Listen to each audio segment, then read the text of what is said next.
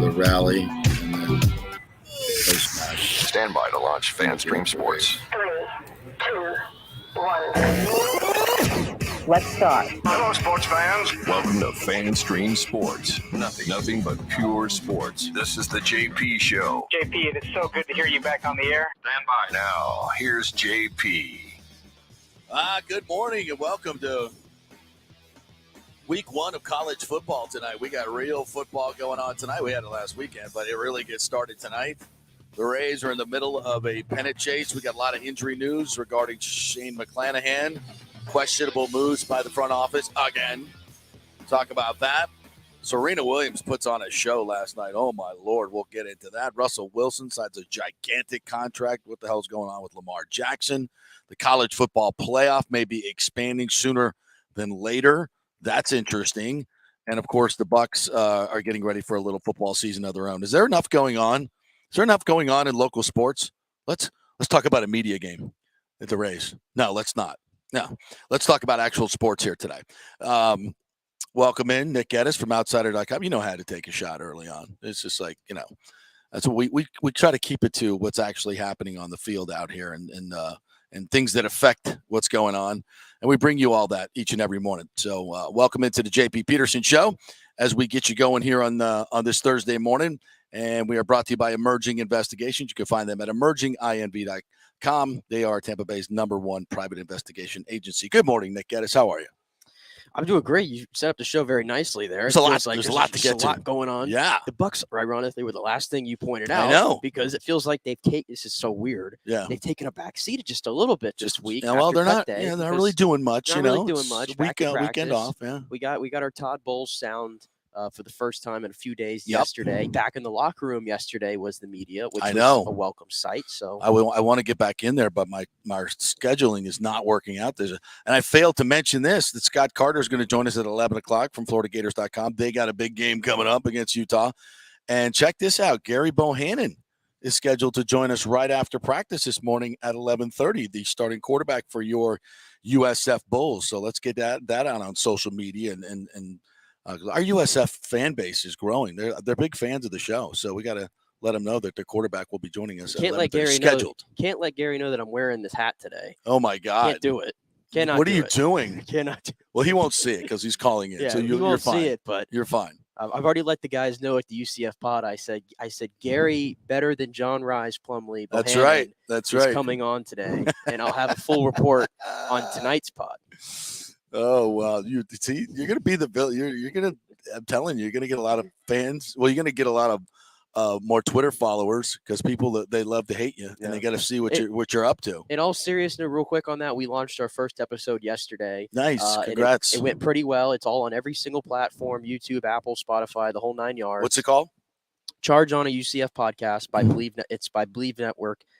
So very successful launch yesterday, and then we're going live tonight after South Carolina State and UCF for a quick little recap. Great! So. Yeah.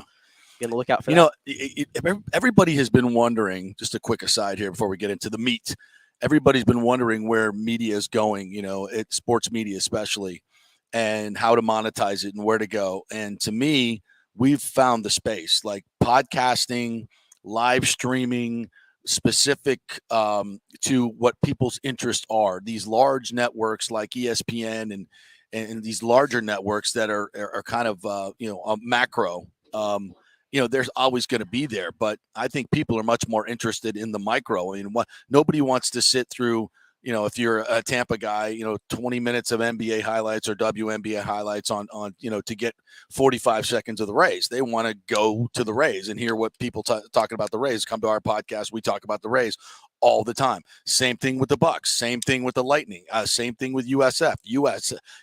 All of these teams. You want to waste time with all the stuff you're not interested in, right? So that's why we welcome you. It's why our numbers are growing. That's why you see all these podcasts and the podcast networks popping up. And I think it's good. I think it's good for the business. It really is. I enjoy doing it more because you get a lot more freedom and you're not, compelled and forced to talk about stuff you don't want to. So that's what we're doing. We're trying to give you the stuff you guys are interested in. We love your feedback, so always give it to us at FanStreamJP at Nick Geddes News, at the JP Peterson Show on Twitter. Just Google us. You'll find us. And we love to hear your interaction, what you like to hear, what you don't like to hear. So here we go. Let's get into it. And well, now as I say that, we were going to start with Serena because it's a national story. We got all these local things to talk about. So we completely contradict what I just said. But Serena, you watched it last night. I was watching the Rays game and then I flipped it over. And as a television show, it was hard to take your eyes off it. The energy that was going through the building at the National Tennis Center was just off the charts. Tiger Woods was there. Lindsey Vonn was there. I mean, all the celebrities were there.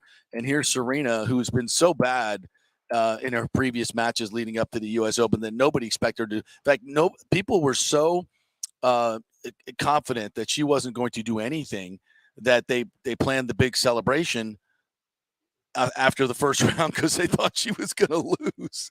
And here she is winning, and it's just taking on a McEnroe, a kind of Jimmy Connors-esque type of event. If you're old head like me, you remember Connors in the late 80s, late in his career, had a run at the U.S. Open that just captivated America. McEnroe did the same thing, and you're seeing this as well. When you have Americans doing well at the U.S. Open, and in this situation, she's the greatest to ever play the game, either man or woman, in my estimation. Dominated her sport. It's incredible. It's incredible. She takes out the number 2 seed last night. Here, let's play it. This is what it sounded like. If you didn't watch it, the audio alone will kind of give you a feel for what it was like at the National Tennis Center last night.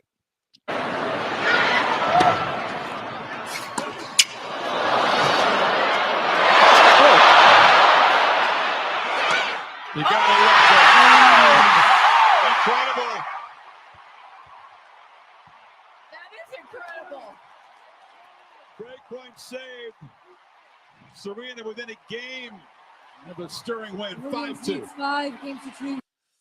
Wow, and she closed it out. She won the first set, lost the second, came back and won the third. That sequence right there, you knew it was over. Yeah, that was the death knell. And that poor girl, Annette Kontaveit. How do you say her name? Kontaveit. That poor girl must have felt like the world was against her. I mean, how the hell could she play in that? But whatever. Well, it's part of the game. I felt the same way about the first round opponent, yeah. whose name right now kind of escapes me because unfortunately you kind of forget who she's playing. Does it even matter? Does it even matter? I tuned in yesterday and I was a little late to the party last night because I was watching the Rays and I was like, oh, Serena's playing. And I saw that she was playing the number 2 seed, and I'm like, oh, well, there's no way she's winning this. I thought it was going to be 6-2, 6-2. And I don't know what it is, but then I see Tiger Woods is in the audience. Yep. He's doing his fist pump. And you just had that feeling she's gonna win this actually because 2 hours and 26 minutes. I mean, it was kind of with ease. Yeah, once she got rolling. Well, yeah, she was so bad in her last few matches leading up. I mean, we really thought that this was going to be a kind of a sad goodbye, but damn, and now people are going, could she win this? She's one of the favorites to win all of a sudden. Yeah. Take out the number 2 seed and I don't think anybody wants to go in that arena. It's like the Coliseum being thrown to the lions, man. Nobody wants to go in that arena with her. I tell you what, though, I mean, I'm watching that, and it doesn't matter what generation of sports fan you are when you grew up in. Isn't there something magical? And you could probably speak on maybe Arnold Palmer in his last stand and Jack in '86. Geez, I'm not that old, but I'll go Jack. Jack. Yeah, Jack in '86 I think is still a good example. One of the top 3 sports moments of my life without question. Yeah. And I'm using that as an example. The sports icon, the sports hero who's past their prime and has one final day in the sun. Mine was Tiger in 2019 at the Masters. Yeah. Yours was Jack in '86. Yeah. And now Serena at 40 years old. Yeah. Still playing tennis at the highest level and beating the number 2 ranked player in the world. It's we insane. all rallied around it. Yeah. No, it's something special. That's why, we're leading with it. It really, really is something that's transcended of sports. It just, and it's touching it's leading the nightly news, for God's sakes, with all the crap going on in the world. The vice president tweeted immediately at it and everything. Yeah. I mean, it's really with everything that's happening in the world. It's like it's leading newscasts, not just sportscasts. So it's transcended moment. There's no question about it. It's a great pickup on your end to say that. And, Tom Watson almost winning the British Open at 59 years old, but these moments are very, very rare. And we're seeing it play out in front of us on this stage. I mean, the Masters in '86 was incredible. I mean, the crowd was just going bonkers, and but back then there was no Twitter, there was no social media, there was no, everybody just kind of, was kind of, I actually was at a sports bar back then watching this. I was driving home from college, and I knew I had to watch the back nine at the Masters, so I pulled in someplace to watch it, and everybody was just like going bananas. So in that way, I got to live it with the other fans, and I wasn't there. But I can't imagine what it was like to be at the Tennis Center last night. It was incredible. It was just incredible. And again, this is another great little, just to put in perspective how crazy this is. When Serena won her first U.S. Open match, which yesterday I believe was the 24th or 25th anniversary of it. Yeah. Greg Popovich had not won an NBA championship yet. Tom Brady had not thrown his first Michigan touchdown pass, not NFL. God. Oh my God! Michigan touchdown pass. LeBron James had not made his high school debut. And Tim Duncan had just won the NBA Rookie of the Year. Holy shit. That's when Serena Williams was starting her US Open career. Wow. That's insane. That's just insane. to put that in perspective here. Yeah, and she talked about that last night in the post-match about how she hasn't been able to play like this with just nothing to lose since like 99. Let's listen in. Serena post-match. Evolving away from tennis. Yeah. What do you say about that? It's no rush here. I'm just, I'm loving this crowd, and You think?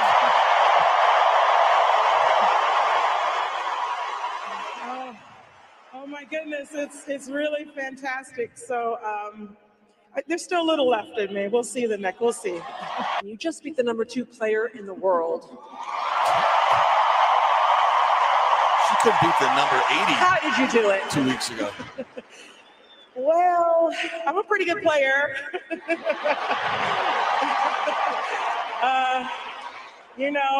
This is what I do best. I love a challenge, and I'm rising to the challenge. And I haven't played many matches, but I've been practicing really well. And my last few matches, it just wasn't coming together. I'm like, but this isn't me. The last couple matches here in New York, it's really come together. Maybe I should have traveled with you all for all those years. Are you surprising yourself with your level? No, I know. Serena just looks at Mary Jo like, I'm just Serena, so. But you haven't been. Honestly, it's, after I lost the second set, I thought, oh my goodness, I got to give my best effort because this could be it. And so really, I just wanted to just keep trying and see what I could do and just do my best. And I was just really excited, to be honest. I don't have anything to prove. I don't have anything to win. And I have absolutely nothing to lose. And honestly, I never get to play like this since '98, really. Literally, I've had an X on my back since '99. So it's kind of fun. And I really enjoy just coming out and enjoying it. And it's been a long time since I've been able to do that. How about that? She's just hitting out. Like, I don't care if it goes in or not. I'm going to hit the shit out of this. And I mean, what it must be such a joy for her to play like that. And it's incredible to watch. I got to say, it's incredible to watch. And she said after too, I think in her post game, she looked up and saw Tiger Woods in the stands. Yeah. And she's like, he's the reason why I'm still doing this. It's because I watched what he did. And Tiger put out a tweet last night. I think, it's such a pleasure to be able to watch greatness. And I'm just like, that's how we feel when we're watching you. Yeah. And now you get to, and it's cool for him probably to sit up there and sit back and go, man, this is fantastic. Is this what people think when they're watching me? Yes. I mean, I keep going back to this. This whole generation of athletes has been a generation of GOATs with Tiger Woods, with Serena Williams, Tom Brady, Michael Phelps. This whole generation has brought us just unbelievable longevity with these athletes that we've never seen before. And where's the next wave? Where the hell are they? Where the hell are they? I wish they would look and see how these guys and ladies do it and say, what am I missing? I could go on a long. Nobody's great anymore. No, because they don't want to be great. They don't want to put in the time and the effort that these people put in. I mean, Tiger Woods, he spent 12 hours on a day on the range since he was 7 years old. Nobody's doing that anymore. They're playing video games. They don't want to be great. They don't want to do this. I mean, I'm not yelling at you, but they don't. People, they act like, they're trying hard. Look at these tennis players these days. They win one major and they go, oh, I can't handle it. I mean, I hate to be rude, but Serena ain't doing that. Tiger Woods ain't doing that. Tom Brady ain't doing it. Tom Brady ain't doing that. It's the wussification of America. It's what it is. It's what it is. We're not mentally tough enough to play tennis now. We're not mentally tough enough to play basketball. Ben Simmons has to take a break. What do I mean? That's why we don't have the next level is not going up, because we're soft. Bobby Bowden came on my show 2-3 years ago, and I asked him, would you give a pep talk to Americans? He said, we got to toughen up. We got to toughen up. Yeah, we got to toughen up. Stop being such wussies about everything, for God's sakes. That's why there's no greatness anymore, because we're too worried about this little stupid ass thing and that little stupid ass thing, and you might hurt somebody's feelings if you do this. Don't look at it. Don't watch it. Don't read the Twitter. If you're gonna be so freaking triggered, Sorry, you got on a rant there. There's an old head rant. But you ask why there's no greatness like this anymore. That's why there's no greatness like this anymore. Perhaps you're right. I mean, you go back and watch the Serena. It's not your fault, by the way. I mean, perhaps you go back and watch the Serena doc, which I think is if you haven't viewed it yet, again, you need to get on HBO. You need to go view it so you could even appreciate this even more. Because honestly, I appreciate it 100 times more after watching the HBO documentary about her life and what she did. And it's a great example. And maybe she was forced into it, and that's a whole nother discussion there about the overparenting, whatever. Yeah. But you know what? It contributed to her being the greatest tennis player of all time. Yeah. Richard Williams wasn't worried about, how people might hurt her feelings. It's like, yeah, you're going to get it. Toughen up. You're going to have to play through it, Tiger. You're going to have to play through it, Tom. Toughen up. Yeah. And it's I think it is a testament to where we were and where we are. And when you look at these are the players that are still, 25, 30 years, 40 years later. It goes to the men's side too, by the way. Absolutely. I mean, look who's won every Grand Slam this year in tennis. Yeah, we talked about that a couple of weeks ago. Yeah. Djokovic. Yeah. It's the same people winning. Yep. Because the kids that are coming up today, they're just soft. They're soft. And they've had every advantage. To me, it's the psychological. They have the psycho more than anything, not the physical. It's the psychological. Well, look at where we're telling kids are gonna, if the vote goes the wrong way, you got to have 2 days off at work and college. I mean, it's ridiculous where we are. I mean, it's unbelievable. What did I see the other day? Somebody put out a tweet, and it had a picture of like Richard Pryor and Robin Williams and some of the old great and George Carlin and some of all the old great comics, and said, you know why we're not offended? Because of these guys. We understand what jokes are and their satire, and they point out a lot of our flaws, but not to be triggered by it and make it ruin your life. That's where we're at. And these athletes, these older athletes, are absolutely they're the epitome of what's transpired over the last 25, 30 years. All right, let's roll over into I think the most important thing we have to talk about now is Shane McClanahan. And the news was as good as it could possibly be. The MRI showed a small impingement. There was no rotator cuff damage, no labrum damage, nothing that really showed that it was going to be long-term. So, I'm sure that hopefully they'll get him some stem cell treatment, which is just absolutely working miracles these days. A cortisone shot, and we're thinking in about 2 weeks he can come back and pitch. And that would be, that's a must. Without Shane McClanahan, the Rays season is over. It's just pretty simple. They'll make it to the playoffs, I think. But they may not. They got a tough September, and McClanahan – probably going to miss, you're talking 2 weeks, probably 3 starts. He wasn't going to pitch in this series against the Yankees anyway. I think he was going to be missed in that one. So, but they're 3 big starts, obviously, and every game counts right now. But the good news is they're hoping that he's going to be back. But with these injury situations, you just don't know. Kevin Cash spoke a little bit to it after I don't know, is it in the post game? but I know I saw the quotes where he said it was somewhat like he thinks it's somewhat like the Blake Snell situation back in 2018, where he took about 2 weeks off and then came back and pitched well. So that's the best you can possibly hope for. And they called up Vidal Brujan instead of Jonathan Aranda, and you lost your mind, rightfully so.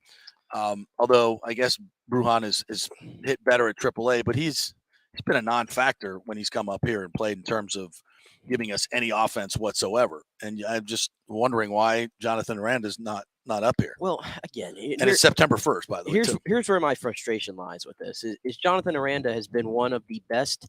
It does it not even just in Durham, one of the best overall players in minor league baseball this year. He might win the MVP. He might. Yeah. I mean, he's been that good. Yeah. And Vidal Brujan, I know he's been great. He's been good in the minors, but when he gets to the major leagues, he's proven nothing. And when Aranda came up here, he was smoking the ball. He was. Yeah. It was a cup of coffee, but he was smoking the ball. And I know they sent him down because they didn't want him sitting on the bench and this and that. I make the argument that, and maybe you can make the argument, I've heard people say it, well, you don't want to bring him up again because then he's only playing 2 times a week. But why does he have to only play 2 times a week? He doesn't have to. How many guys in the lineup right now are better than him? He should be getting an at-bat every game, if not more. I have the numbers right here in front of me. 18 home runs, 85 RBIs, 915 OPS. I mean, what are we doing in 104 games? He's got 85 RBIs in 104 games. That's insane. Yeah. Factor that over a full season's length. And when you saw him up here, he wasn't overmatched. No, he was barreling up the ball. He was not. And here's my problem. It's the same people who rant and rave about these prospects, and they tell me that they're the greatest thing since God knows what. And then whenever they make decisions yesterday, those same people tell me, well, he can't play defense, and the Rays need somebody who can play defense, and they don't want to put him in there. They act like he's not allowed to bring his glove out there. Listen, I don't care about the defense at the moment. Okay, I just need you to field a grounder, number one. You can tell me you can't field a ground ball. It's all I need because of what he provides for hitting. And last time I checked, we're in September. Today's September 1st, which is crazy. It's September 1st. We got a month left of the season. The Rays are suddenly 5 games back from the division. I'm focused. I want to win the damn division, honestly. Yeah. I think we're good for the wild card. I want to win the damn division. I want guys who can hit. We're playing the Yankees this week. That's right. We got a lot of great staffs that we're going to face. They can score runs, I want you to prioritize the hitting. Yeah. I don't care about the defense. Yeah, well, and aren't they doing September call-ups too? I think so. I mean, is the system changed? I think they get 2. They get to go to 28. So I don't know. Maybe we'll see him at some point. But in the meantime, at the moment, I just put your best guys out there. Yeah. Is Brujan a better player than Aranda? No. And Aranda's upside is phenomenal. I mean, I just, that's curious at best. I don't. And this whole idea they can't play defense. They can play. It's a level. It's a sliding scale. You're hitting in your defense. His defense is not that bad. I mean, he's not, running around with 2 left feet. Come on, let's and the offense is something, especially in a pinch hit role or whatever you can use him in especially in September.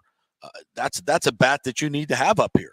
I just look around the league like the Orioles are not wasting time. They're calling up all their prospects. Right. I know they're in a little bit of a different situation, but they called up their number 1 prospect yesterday and he had a bomb his first step out or whatever. I mean, they're calling up every top prospect they have. The Yankees have started doing it now. Right. Why are we just keeping him there? I don't get it. I mean, and even Josh Lowe, if you want to give Josh Lowe another outing now because he's been mashing the ball in AAA too. I don't know if this is it for him this season. I don't know, but let's get him up here and see what they can do. Again, I don't know, but I think part of it is the Rays are playing really good baseball. They are, and that's why it's really hard to say too much bad because the Rays, after their win last night, they're 15 games over 500 now, and they've created a 3-game separation at the top of the wild card. They had the best August in major leagues or in the American League, I think.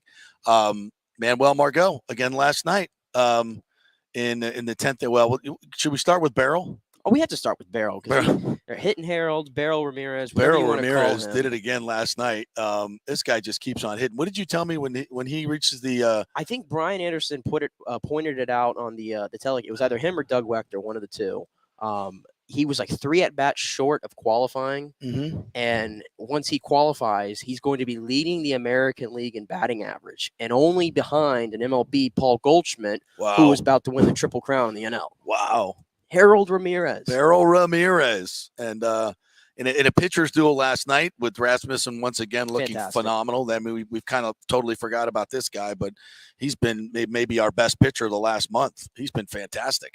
So he pitched great and set it up for Harold to do this. And he shoots it fair. Up the left field line, back into the corner. Diaz will score. Ramirez on his way to second, and the Rays grab a 1-0 lead on the two-base hit by Harold Ramirez.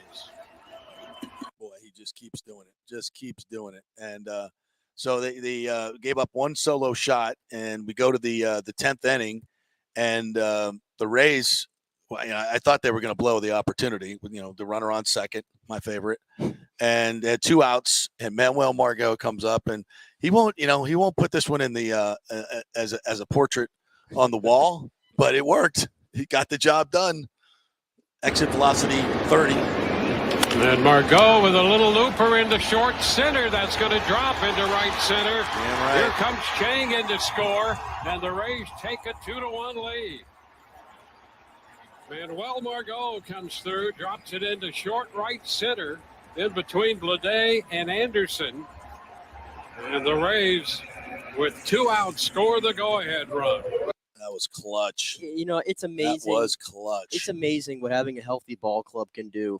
From a viewing standpoint, the Rays, they're back to playing a fun brand of baseball. There were a good 2 months there. You couldn't watch it. Where it was admittedly hard. Brutal. I mean, there were some days I would Casey would be like, why are we watching this? And I'm like, Casey, I have to talk about it tomorrow. You're forcing her to watch baseball. Oh my God. Yeah, she may not make it to the altar, bro. Which side note, she's so excited that we finally got my TV mounted in my office, and we got the big TV mounted in the living room, so now I can shut my doors, and now I'm in my own little zone in my office. There you go. She can watch Below Deck or whatever she watches there in the living room. So Below Deck. Oh, Below Deck. Below Deck Mediterranean. I don't. One of the worst shows I've ever seen on television. I don't get it, man. Which, side note, tonight is Southern Charm. I don't get that either. I don't get any of it. Oh, all right. So let's listen into Kevin Cash post game after Jalen Beeks. Boy, was it Beeks? Yeah, it was Beeks at the end, and he gave up a rocket to center field. I think it was Poche. It was Poche. Yeah, he gave up a rocket to no. At the end, it was Beeks. The home run was Poche, was it not? Yeah, the home run was, but I'm talking about the end to close it out in the bottom. I think it was Beeks who got the big strikeout, but he gave up a blast to center field that Margot went back and made a great play on. Saved the game right there. It wasn't just his offense, but he goes back in center field, crashes into the wall, makes the play, and then Beeks gets a couple of big strikeouts, and they get out of it, and they win 2-1, sweep the Marlins. Was just outstanding again. Brass set the tone. Feel crummy that he gave up that home run, and we weren't able to get more for him to get a win. He deserved it, but then the bullpen came in, did their thing, just kind of mirrored from last night. And the offense, you're right, they stayed at it. We had opportunities with some guys on base, but their pitching was really good as well. Manny Margot, the bunt into the 8th inning, but then the single and then the big catch. Yeah, comes back and probably play 2 plays of the game. Player of the game with the catch was outstanding for a guy that wasn't out there to begin with and just shifts over. We're just so fortunate that we got guys that can cover a lot of ground and make pretty spectacular plays. Just curious, was that bunt on his own or was that? No, that was a called bunt. Yeah, okay. Part of the reason we don't bunt. I knew he was going to say that. How important is for you guys finish a month with 2 wins, and now you have a pretty hard schedule against Yankees and Boston? It's very important for us to win. I mean, we all know what the standings are right now. Everybody's kind of clumped together, so you just got to keep winning because it seems like the teams that are around us are doing the same thing. So very encouraged with our month of August. I think it was our best month, and like to see that carry into this next series. And to have some success in an extra inning game, it's a weird setup, but to 2-6, I think since July 8th, to get those, that's got to feel good. Yeah, we have not done our part in extra inning games, so I'm glad that we came out on top today. What was Rass doing well tonight? Everything. I mean, he really Cutter was good. I mean, some of the bigger breaking balls were good. He's on a really impressive run right now. Yeah, he is. Man, he's on a run. That was hilarious. With the bunting? That's why we don't bunt. Yeah, it always drives shot at all us old heads. They're like, why don't you bunt in that situation? Well, here's the thing, Kevin. If you learned how to bunt, and put some emphasis on it, maybe they would do it better. By the way, they flashed it up there on that graphic. The Rays against the Marlins. Which, do you call that a rivalry? I mean, I know it's an in-state Citrus Series, but is it even a rivalry to you? I guess they call it. I mean, it's a Citrus Series, but I don't know how relevant it is. But the Rays are 18-2 against the Marlins since 2019. So no, it's not. I'm only saying that because our baseball team's better than yours. Our football team's way better than yours. Yeah. Our hockey team's better than yours. All the time. Our Cuban sandwich is better than yours. All the time. Our Cuban heritage is better than yours. All the time. I mean, we're hyping up that thing down there. Which I always like. Tom, what are you doing? I'm always Brady, willing Giselle, to take what are you shot doing? You want to choose Miami over Tampa? Tom and Giselle want them. It's the biggest mistake of your life.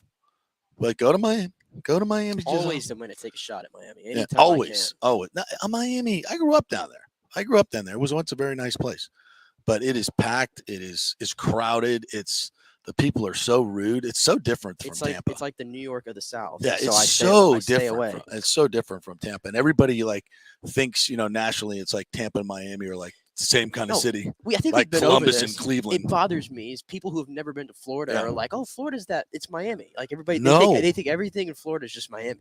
It's so different too. And then Orlando's just is like this hodgepodge of like Orlando has everything theme parks. It's like just strip malls and theme parks, and it is what it is. It's not a whole lot of culture in Orlando, but people say the same thing about Tampa. But Tampa, to me, that's why. What is the third largest or the third fastest growing area? I think it's the best of everything. Oh, it's the best of everything. We got a little bit of that northern Florida. When you get up into Pasco County and Wesley Chapel and up in that little northern Florida, the hilly parts and some beautiful nature preserves and the nature coast and Crystal River in that area. I count that as part of our area. It's just it's almost like a different world up there. And then you got the beaches, which are the most beautiful beaches in the world, incredible. And you got cheesy, commercial beach, and then you got really cool beaches, secluded beaches. We got the island feel of down in Anna Maria Island in that area, and then out west, we got cows and horses and everything out in Brandon and places.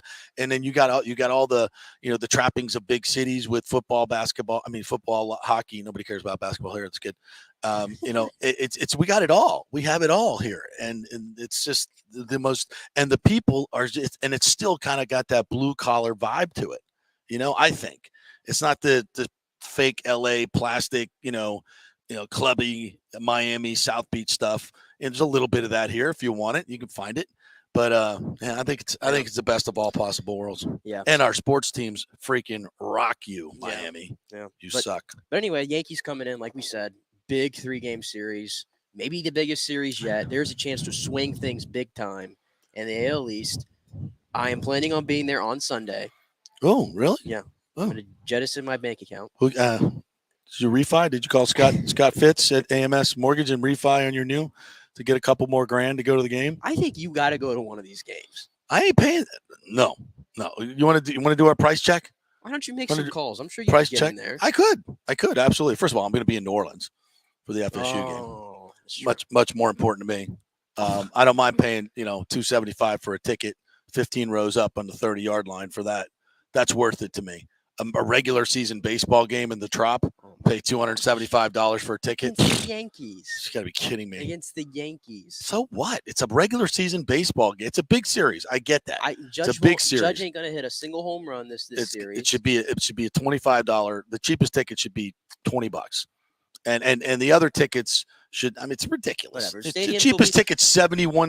It's going to be a great atmosphere.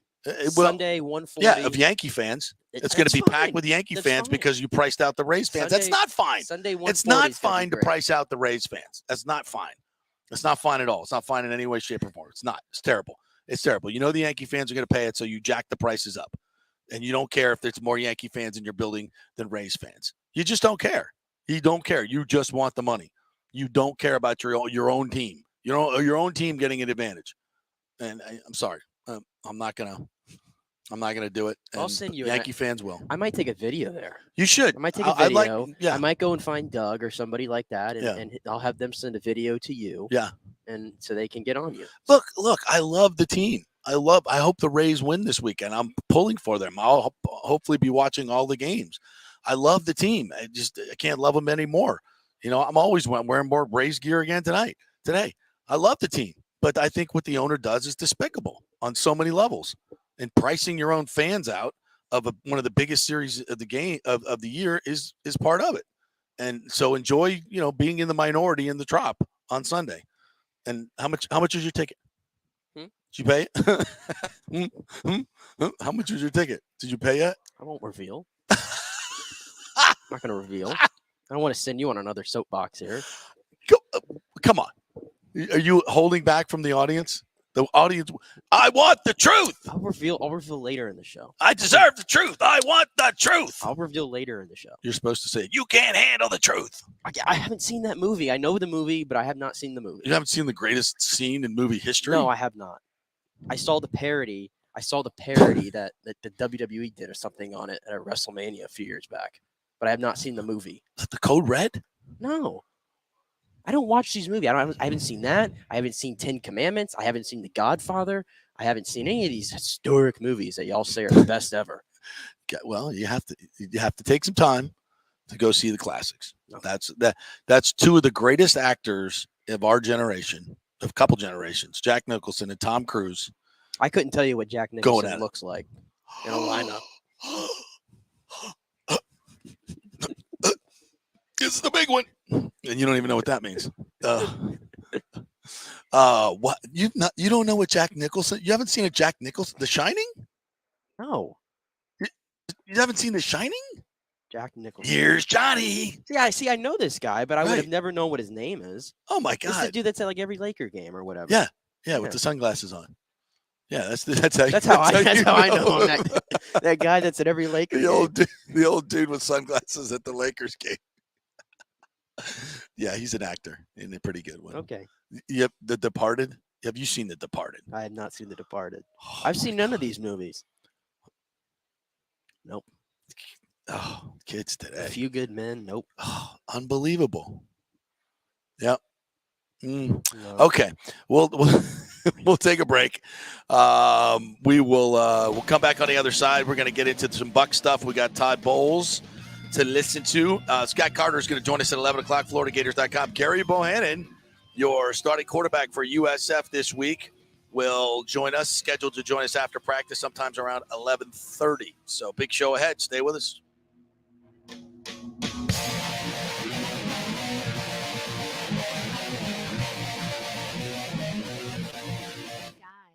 Let me tell you about Bay Area Modern Medical Center. Are you experiencing low sex drive, fatigue, hot flashes, moodiness, and you just don't feel like you have the vitality you once had? You're not just getting old, it's likely low testosterone. Studies over the last 20 years show a shocking decline in younger males aged 16 to 39. Older men have seen a sharp decline as well. Do something about it. Go see my friend Christopher Lugo at Bay Area Modern Medicine. Testosterone replacement is not a frivolous treatment. It takes a professional, targeted approach that focuses on total body wellness, vitality, and emotional stability. Not a one-size-fits-all approach like many clinics use. They will monitor your blood work and adjust your treatment as needed for optimal results. Call 844-977-3477 or go to BAMMC.com. Tell them JP sent you for priority scheduling. Military veterans, are you struggling with alcoholism or substance abuse? Is it taking a toll on your relationships and your work life? Are you having trouble focusing, constantly anxious? Well, you may not be surprised to know that your fellow military vets have your six. Heroes Mile is a new concept in rehabilitation clinics, veterans helping veterans. At Heroes Mile, we staff our rehab center with fellow veterans who can understand what you're going through. Our mission is to help you heal from issues that only your fellow veterans can truly understand. Located just outside of DeLand, we offer a full range of inpatient and outpatient programs dealing with substance abuse, post-traumatic stress, and military sexual trauma. We choose to serve veterans because we know how complex these issues are. You could choose to fight the battle alone or win the war together. We are the community care provider with the VA and also accept most major insurance. At Heroes Mile Rehabilitation Center, we have your six. Go to heroesmile.com or call 888-VET-NOW-2. That's heroesmile.com or call 888-VET-NOW-2. Attention, if you are home shopping or looking for a refinance, and even if you already have the approval letter, you must call my man Scott Fitzgerald at American Mortgage Services. Scott has a brand new program available in the greater Tampa Bay area called the Community Advantage Loan Program. Get this, no money down, no mortgage insurance, no points, no origination fee, purchase or refinance, and loan amounts up to $647,000. Now, there are some application requirements. It must be a single-family home, 1 unit, primary residence, and have a minimum 640 credit score. The program only applies to certain neighborhoods, so you have to call to find out if you qualify. So call Scott Fitzgerald at 813-294-7595 or email him at scott@amstampa.com. Now, even if you don't qualify for that program, Scott will shop your loan around, get you the best rates, and won't charge you the huge upfront fees. And if you've had issues with your bank calling you back, Scott will return calls immediately or at least the same day. 813-294-7595 or email him, scott@amstampa.com. Scott Fitzgerald, MLS 386722, American Mortgage Services, 1000 North Ashley Drive, Suite 1020, Tampa, Florida. Coming back at you. Now, more with JP on FanStream Sports. It's only just begun. All right, welcome back to the JP Peterson Show. I was just reading through the new USF facilities plan. I'll bring you the highlights here. They just released it here in a second. I want to remind you that the good folks at Emerging Investigations bring us our first hour. You can find them at Emerging INV. They're Tampa Bay's premier investigation agency. So if you suspect your spouse is cheating or involved in a divorce, and maybe your spouse is hiding money, or you have a criminal matter, or you're trying to find somebody, missing persons, and the police aren't helping, you can count on the professionals at Emerging Investigations to help you out. They are the ideal resource to secure evidence and validation, allowing you to make informed decisions in life's biggest matters. Led by industry executive Brian D'Antonio, Emerging possesses the experience and resources to get needed results. You're not just hiring a PI, by the way. It's an organized, dedicated team using state-of-the-art technology. Their proven investigative methods produce crucial information used in criminal cases, insurance fraud, personal injury claims, and more. So join the local attorneys and insurance agencies that use Emerging Investigations. Just go to their website, emerginginv.com, or call them at 813-291-FACT. That's 813-291-FACT. Before we get into the Bucks and Todd Bowles, USF just released their new facilities expansion program. Michael Kelly, their new athletic director, putting out all the information. And I'm just kind of reading through the highlights here. It says many facility enhancements are part of the plan that have already been achieved in the last year. These include a $22 million indoor performance facility set to open this fall. That thing's amazing. A $3 million football locker room, an office renovation completed last summer, $2 million television broadcast facility completed in 2020, $1 million resurfacing of the running surface at track and field. And then the new facility additions include the plan that it will have an on-campus football and lacrosse stadium by 2026. How about that? It is still subject to approval, but it's happening. Also, a baseball and softball clubhouse, a tennis facility, complete overhaul of the golf practice facility, USF track and field stadium additions, beach volleyball program, include building a new facility adjacent to the Yingling Center, providing renovated coaches' offices and a locker room. Women's lacrosse will utilize a new locker room and coaches' offices in the Leroy Selman Center and will begin playing Corbett Stadium before moving into the on-campus stadium. So there it is. The Yingling Center and home of USF basketball underwent a complete $35.6 million renovation in 2012. I mean, this is bringing USF into the absolute big time. You see some of the pictures there. Yeah, they showed some of the photos here on Twitter, which I encourage you to look at this athletic center here. Look at that. Wow. I mean, that's a legit athletic center. Look at that behind that's there. The beach volleyball. Beach volleyball. Yeah. The first one here had the photos of the football. You can see right here. What is that? 2 practice fields, a soccer retweeting pin. that. Yeah. So wow, look at that. really good stuff coming here for USF, and we talked about this. Finally, prioritizing athletics. Yeah. Here at USF. Ooh, look at that golf practice facility. I know. Look at the golf practice facility is very nice as well. Yeah, Tampa Bay, baby. So shout out Michael Kelly. Wow.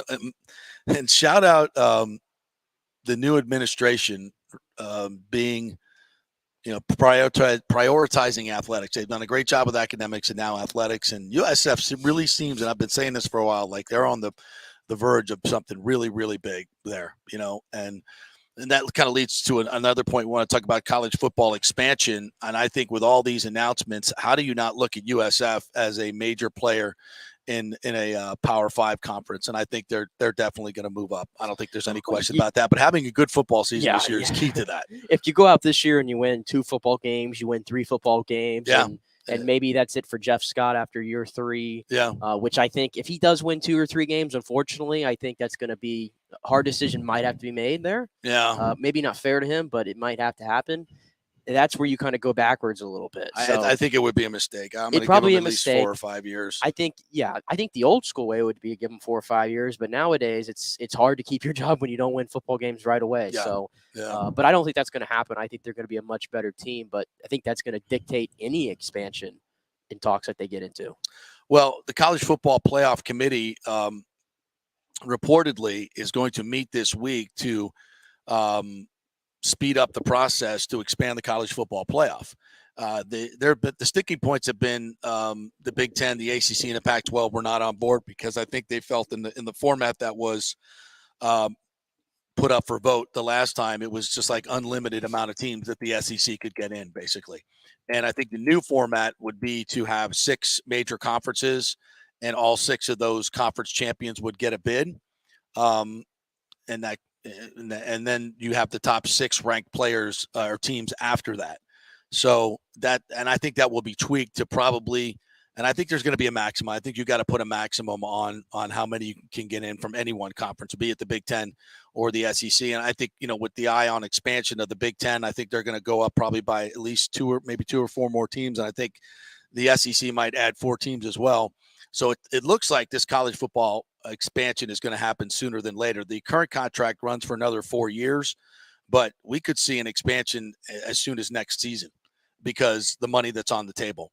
They're looking at an additional $450 million just in the next 3 or 4 years if they expand it. And right now, a lot of these institutions are looking for more money because a lot of this money that they've been receiving from boosters is now being directed to NIL. So now that the players are being actually paid and a lot of that money is coming from boosters, the money that would normally go to the university. So now the university is trying to find ways to recoup more money that they can keep, and they keep all the money from the television contracts. Yeah. So I think we predicted this a couple of years ago, is they're going to try to grab as much money because they can keep that money. The players, right now it's just NIL. At some point, I think the players are going to have to be paid by the university, the programs themselves too. Like all players are going to have to get some type of minimum salary. So, but they could do that through NIL as well. Yeah, and I wonder where this expansion is coming from because I think everybody is assuming that it's going to be the SEC, it's going to be the Big Ten. I'm not just saying this because I have the UCF hat on and I'm looking at it from their perspective.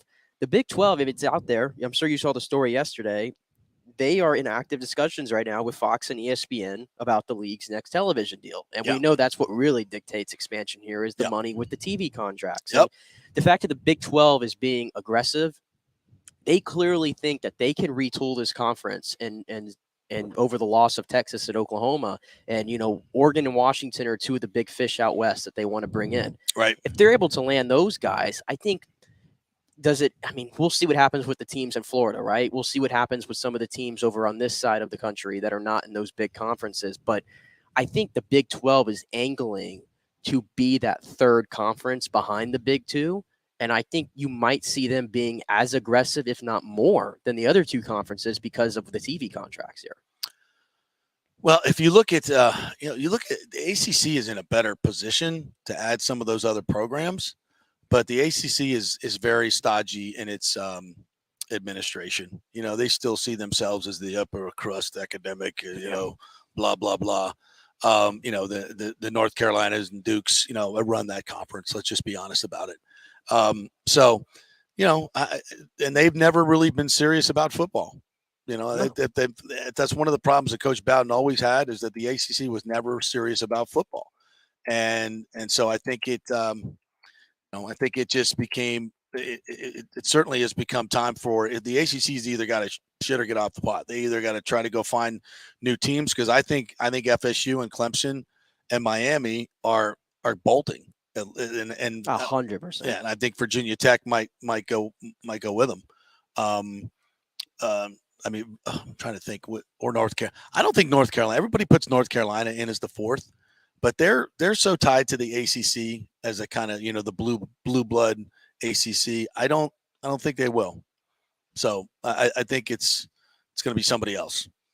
But I think Florida State, Clemson, and Miami, without question, are gone to the Big Ten or the SEC. Oh, because they see the writing on the wall. Those brands are just too big football wise to stay put. Yeah. It's just, it can't happen, especially for Clemson. Clemson has already proven they can play in the ACC and they can play with the big dogs in the SEC and the Big Ten and win national championships.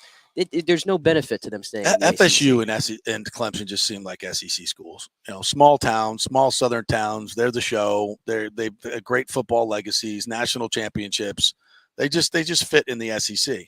But Florida State will look at the Big Ten. I don't think there's any question about that, to expand their brand to other big markets in the Northeast. I'd rather see them go into the SEC. The SEC just makes so much more sense. Yeah. But then again, we have a team, like I go back to it. I'll never forget during the whole COVID thing where the Big Ten had to be brought in kicking and screaming to play football. Yeah, I guess. And FSU doesn't fit in that culture. They fit in the SEC. In my opinion. So hopefully they will. That's where they'll end up. All right, let's get to Todd Bowles yesterday. Speaking of some of the decisions in the roster and where this team is, and as expected, Ryan Jensen was put on injured reserve. They got Logan Ryan back, signed, so that whole deal took place. And here we go. The roster is set. Afternoon. How tough was it to get to the 53-man roster with all the talent that you assembled on this team? I mean, it's tough. It's always tough when you get down to that point. I thought we had a lot of good players this year that could have played, and, it came down to the end. But it's always tough telling somebody they can't make a team. Tyler Johnson had a really impressive camp, was mentioned by a few of the players. Mike Evans as someone who's impressed them the most. How difficult was that cut, and what was kind of the meaning behind it? Well, that was tough. Again, we have a lot of receivers, and when you get down to the fifth and sixth receiver, Jalen returns punts and kicks. Tyler, as a sixth receiver, to dress on Sundays, you got to be able to play special teams and contribute. Great pass receiver, very good catcher. He can catch the ball, very good player. No special teams value. And once you get down past the top 4 and 5, you got to have more value than just catching the football, because you won't dress on Sundays. So, that was the big reason behind it. We feel BP can do a lot of things on special teams. We feel Scotty can do some things as well. So, that's what it came down to. I wanted to make a quick note on that, because we were talking yesterday of Tyler Johnson not being able to play special teams. And I'm trying to find it here. I think it might have been Greg. The great Greg Allman. The great Greg Allman, who always has the information that I'm looking for here. But there's so much in here, I have to go through it. He revealed how many snaps, I think. Yeah, Tyler Johnson, there it was, actually played. Where was it? He had 36 catches last year. He actually played 89 snaps special teams last year for the Bucs. He did 89. That feels like a significant amount, honestly. Yeah. And more than I remember. But as he noted here, those snaps were literally not impactful because he had no tackles on special teams the last 2 years. That's awful. That's awful. So that means that Tyler Johnson might have been statistically one of the worst special teams player in the NFL. It just, when you watch Tyler Johnson play, to me, when you turn on the tape, you see a guy that's unwilling or not a very good blocker, more unwilling than anything. He can catch the ball. He can run routes. He can do all those things. He just seems like a guy that doesn't care about those other things, or at least doesn't appear to on tape. And coaches, if you're not going to be good at specialty, not only can you have to be available, you got to be good at it. And he's probably, and I think that's just good. It's cost him a job. Now he caught on with the Texans. It's a good spot for him. Because it's a good spot there because he goes in there and as TJ said the other day, he'll start for a bad team. Yeah, he's probably the second or third most talented receiver in there. Yeah, good. The reality is here, he's probably sixth as the most talented receiver when he was here. Yeah. And when you're the sixth receiver on a team in that situation, how many snaps are you getting? Teams. How many snaps are you getting on the offense? 5, 7? Well, by the end of the season, just, if you got obviously with injuries, we're gonna want him back by the end of the season. But we don't have that luxury. If we had unlimited roster spots, he'd be here. But you just don't have that luxury, like Todd explained there.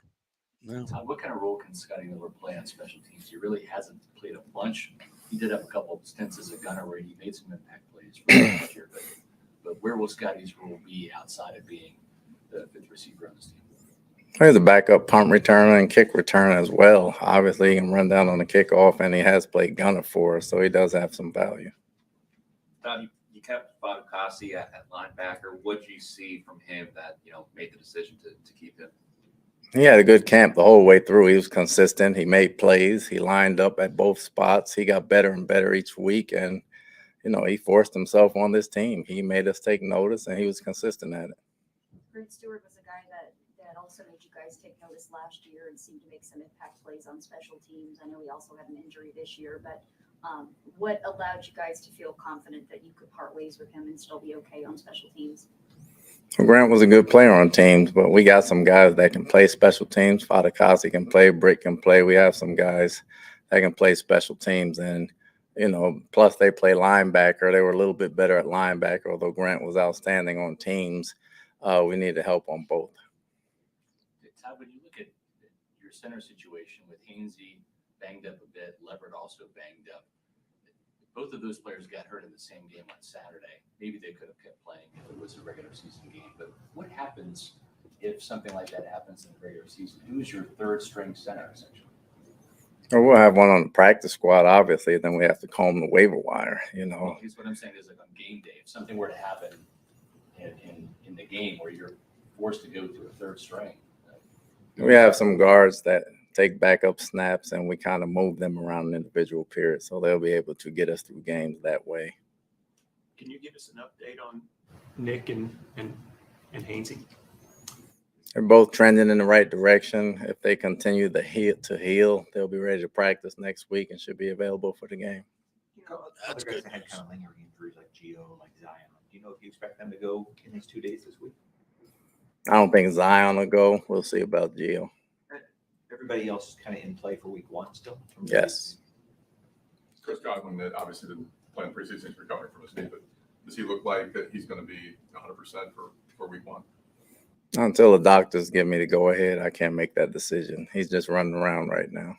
Team wasn't awarded anyone else waivers. Were there any guys that you were interested in that process and just didn't make it to your claim?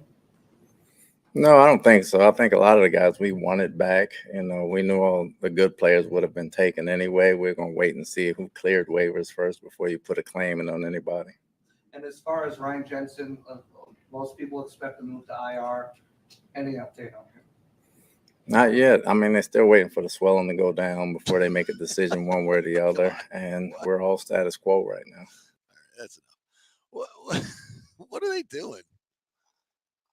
Is he trying to keep everything close to his vest? I don't. Of course, yeah. I'm trying to figure out what the strategy is here. But he put him on what? Did he go on IR yesterday? Yeah. Or the PUP list, one of the two. Yeah. Which, if he's on IR, I believe that knocks him out for a good while. He can come back after 4 games. I'm just blown away at the fact that we had 12 hours, maybe not even, and we knew Aaron Stinney had a torn ACL. Yeah, absolutely. And it's been. We're still waiting for the swelling to go. We're over a month, and we're still waiting for swelling to go down. Meanwhile, I'm watching the guy walk around with a brace the entire rest of camp. It's just odd. It's weird. It's bizarre. The only thing I can think about is they're trying to. I just can't believe that they're going into this season with this thin in the guard center area.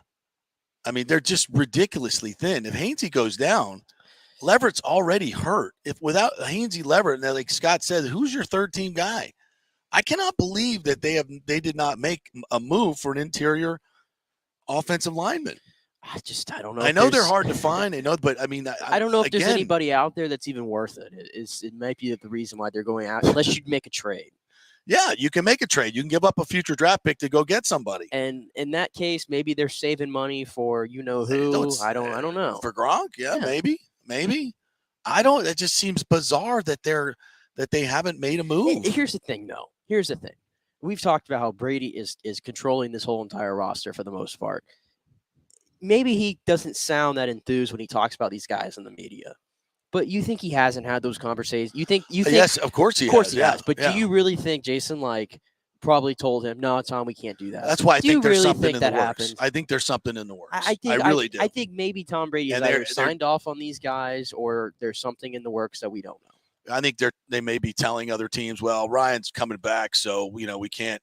Or I look. I know you don't want to, and nobody wants to hear this, but J.C. Treader is there. I know he's retired. But he was obviously trying to come back and play football this year. Well, he's retired, so I'm not putting. So was Tom Brady. So was Gronk. I can name 1,000 of them. It's a little different. Well, yeah. This guy was he wasn't a bum. He was the second-rated center last year. He's and he's 31 years old.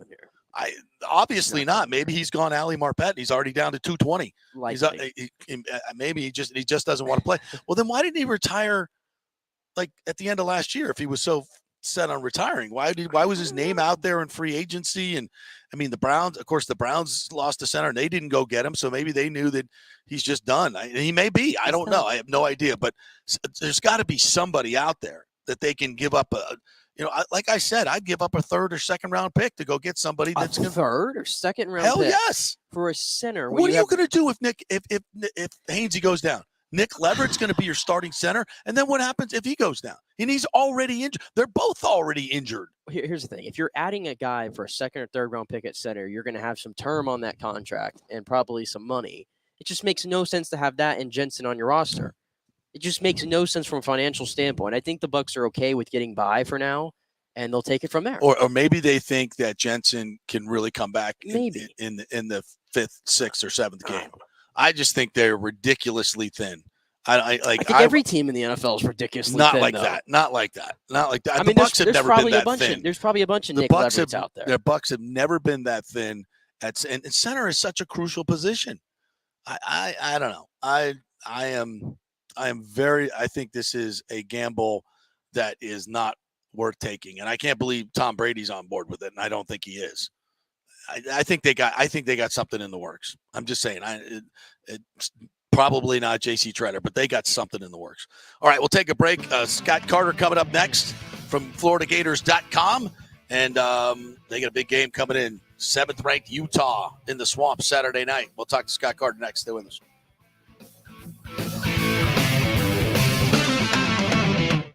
JP here for Emerging Investigations, Tampa Bay's premier investigation agency. Do you suspect your spouse is cheating or involved in a divorce, that your spouse is hiding money, an ex-employee or current employee with suspicious behavior? Is there a criminal matter you need help with? If you need information you can count on, using the professionals at Emerging Investigations is a slam dunk. Emerging Investigations is a licensed and insured private investigation agency, family-owned. Emerging is your ideal resource to secure evidence and validation, allowing you to make informed decisions in life's biggest matters. Led by industry executive Brian D'Antonio, Emerging possesses the experience and resources to get needed results. Emerging Investigations maintains an excellent reputation as a premier investigation agency. They are known for results. You're not just hiring a PI, but an organized, dedicated team using state-of-the-art technology. Their proven investigative methods produce crucial information used in criminal cases, insurance fraud, and personal injury claims. Many local attorneys, industry agencies, and your concerned neighbors all count on Emerging Investigations. Just go to their website, emerginginv.com, or call 813-291-FACT. That's 813-291-FACT-3228. Get results you can trust in life's biggest matters. Emerging Investigations. Now is the time to make sure your home insurance is in order. In the last year, many of us have made improvements to our homes. So call the folks at Italiano and discuss these upgrades to make sure you have enough coverage. According to a recent report, almost 64% of homeowners don't have enough insurance on their home, which is their most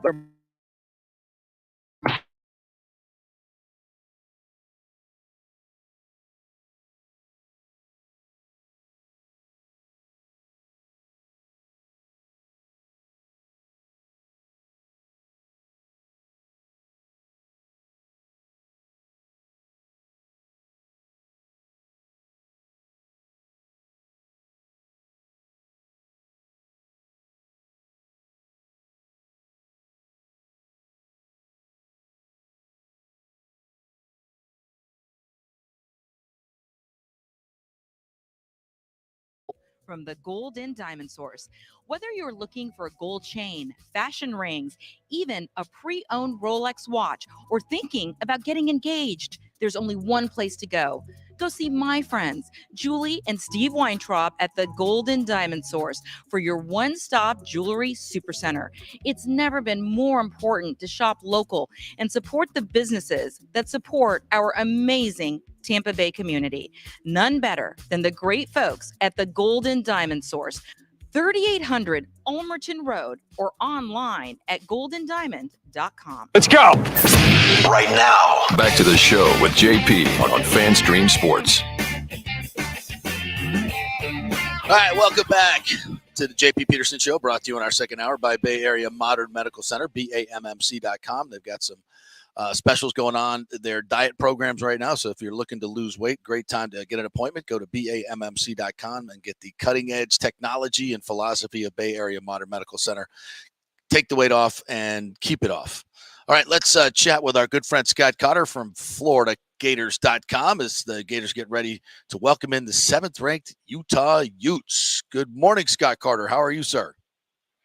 Hey, JP, doing well, man. Gainesville's alive this morning. Yeah, a little different opener than usual for the Gators. Yeah. Number 7 coming to town, so excited. When's the last time they opened with a team like this? I'm trying to remember. I mean, especially really, at you got to home. go all the way back to like the Miami games in the 80s. Yeah. With Florida, but this is the highest ranked opponent they've ever faced in a season opener. Even those Miami teams, surprisingly, were never 7 in the country at the start of the season. So it's a unique game, one that I think Florida fans are excited about. I mean, it's a tough challenge. You're going to find out about this team right out of the gate, and it could go either way. But it's definitely a game worth watching. Yeah, it's definitely a game worth watching. And, we've talked a lot about this game this week. When you look at Utah, 17 starters returning, their quarterback, their leading rusher. I mean, they've got everybody coming back from a team that won the Pac-12 and almost beat Ohio State in the Rose Bowl. And Florida's in such transition. I mean, is it, I hate to say this, but is it logical for Florida fans to expect a big win here? Because Utah, I mean, I know it's not a traditional power, but this is a really, really good football team. Yeah, I mean, Florida, if they come out winning this game, I mean, they're going to have to earn it. It would be don't get me wrong. I mean, it would be a huge win for the Gators. Yes. I know they're underdog for the first time at home in an opener since I think back in the 70s. Wow. It's just one of those games that I think, there's certain things going for Florida. I mean, they have a unique home field advantage. Yep. It's going to be loud there. It's going to be, I think, an SEC type atmosphere. Obviously, Utah, they play in the Pac-12. They don't see this very often. They're going to have to, get acclimated to the conditions there in the swamp, even though it's a night game. Still going to be very hot and muggy. They've been practicing in their indoor facility out in Salt Lake City with the heat turned up. I don't know if that's going to matter that much when they start playing here. I think Florida's going to have to use everything in its arsenal. I mean, Billy Napier, even this week, he's kind of said, hey, fans, you guys are part of this. You can help us here. So he's trying to amp up the atmosphere because he knows that, Kyle Whittingham, I mean, this guy has built a really good program out of Utah. And there's some serious talk that Utah could crash the college football playoff for the first time. So a lot to kind of unpack in this one, but it's going to be an interesting game. And I don't know, JP. Like I said, it's kind of a flip of a coin in my book. Well, I look at this Utah team and Cameron Rising, 63% completion percentage, almost 2,500 yards, 20 touchdowns, 5 picks.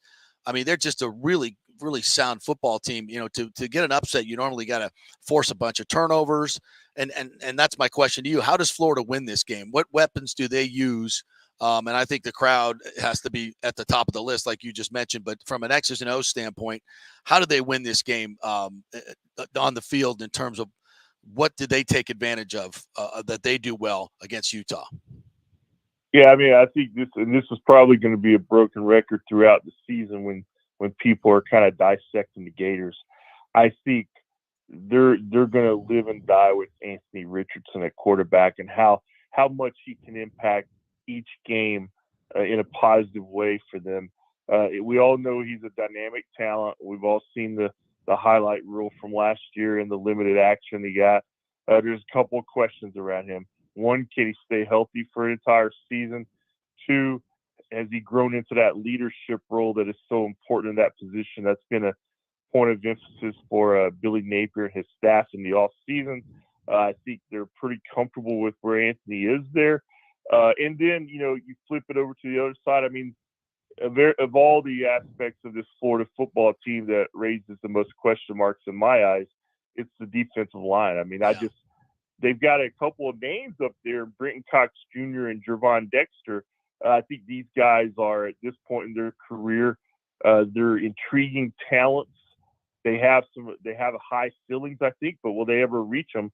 I think they're going to have to, and they're going to have to fast because, as you mentioned, this Utah team is so well balanced offensively. With, they can throw the ball with Rising. They have two great tight ends in Brant Keith and Dalton Kincaid. They have a 1,000-yard rusher in Tavian Thomas. I mean, they've got it all. Right. So basically, Florida is going to have to play a really solid game in the front seven. And I think ideally they would like to force Rising to probably pass more than he'd like to. But I don't know, if they have that personnel at this point. So we'll find out on Saturday night. Yeah, I was going to ask you actually about that tight end duo, because I know a lot of people don't maybe talk about them, similar to how they don't talk about Utah much often, but that's one of the better tight end duos in the country. And we know Florida, which I think you've written this week, has never really been – they've had – tight ends have caused them problems recently, basically, which I know you know about. Is there anybody on this defense who you think that could stop these guys, and is that kind of an emphasis that Billy Napier has put on this week? Yeah, it's definitely, those guys, they've got Florida's attention. I think the biggest boost that Florida has defensively is having Ventrell Miller back at linebacker. This guy is a 6-year senior now. I mean, he's the leader over there. He got hurt down at USF last year, missed the rest of the season, and it really cost Florida's defense in 2021. So they've got him back to improve some of that communication, to just provide a kind of a roadblock there behind the defensive line to help stop the run game. But in terms of those tight ends, I mean, you're looking at guys like Travis Johnson at the nickel position. I think Princely Malin, he's a young guy that Florida really is intrigued by. I mean, he can drop back in coverage some. I think it's going to have to be a team effort, because they'll line up both of those guys, and they'll cause issues on both sides of the field on a lot of plays, and they're going to have to communicate well in the secondary, and they're going to have to make plays there when they're there to be made. And to kind of go back to JP's point earlier, I think for Florida, they got to have a crowd, they got to have the atmosphere. Anthony has to play well, but I do believe they're going to have to force Utah into some uncharacteristic mistakes. That's just when you're playing against a veteran, seasoned offense like this. They're not prone to mistakes. But if you've got to force them to improve your chances. Yeah, no question about it. Scott Carter joining us here, FloridaGators.com. Richardson obviously is a very gifted passer, but he's a tremendous runner. But Malik Davis and Damian Pierce are gone now. And obviously controlling the football, as you mentioned, is key. And you got Richard Garage up front from Cambridge Christian. We always talk about him. That offensive line can certainly do some damage here. So how big is controlling the football on the ground, not with Anthony, but the running backs as well? And who's going to get the majority of the carries? Yeah, if you look at what Billy Napier has done in his career, I mean, this guy likes to run the football.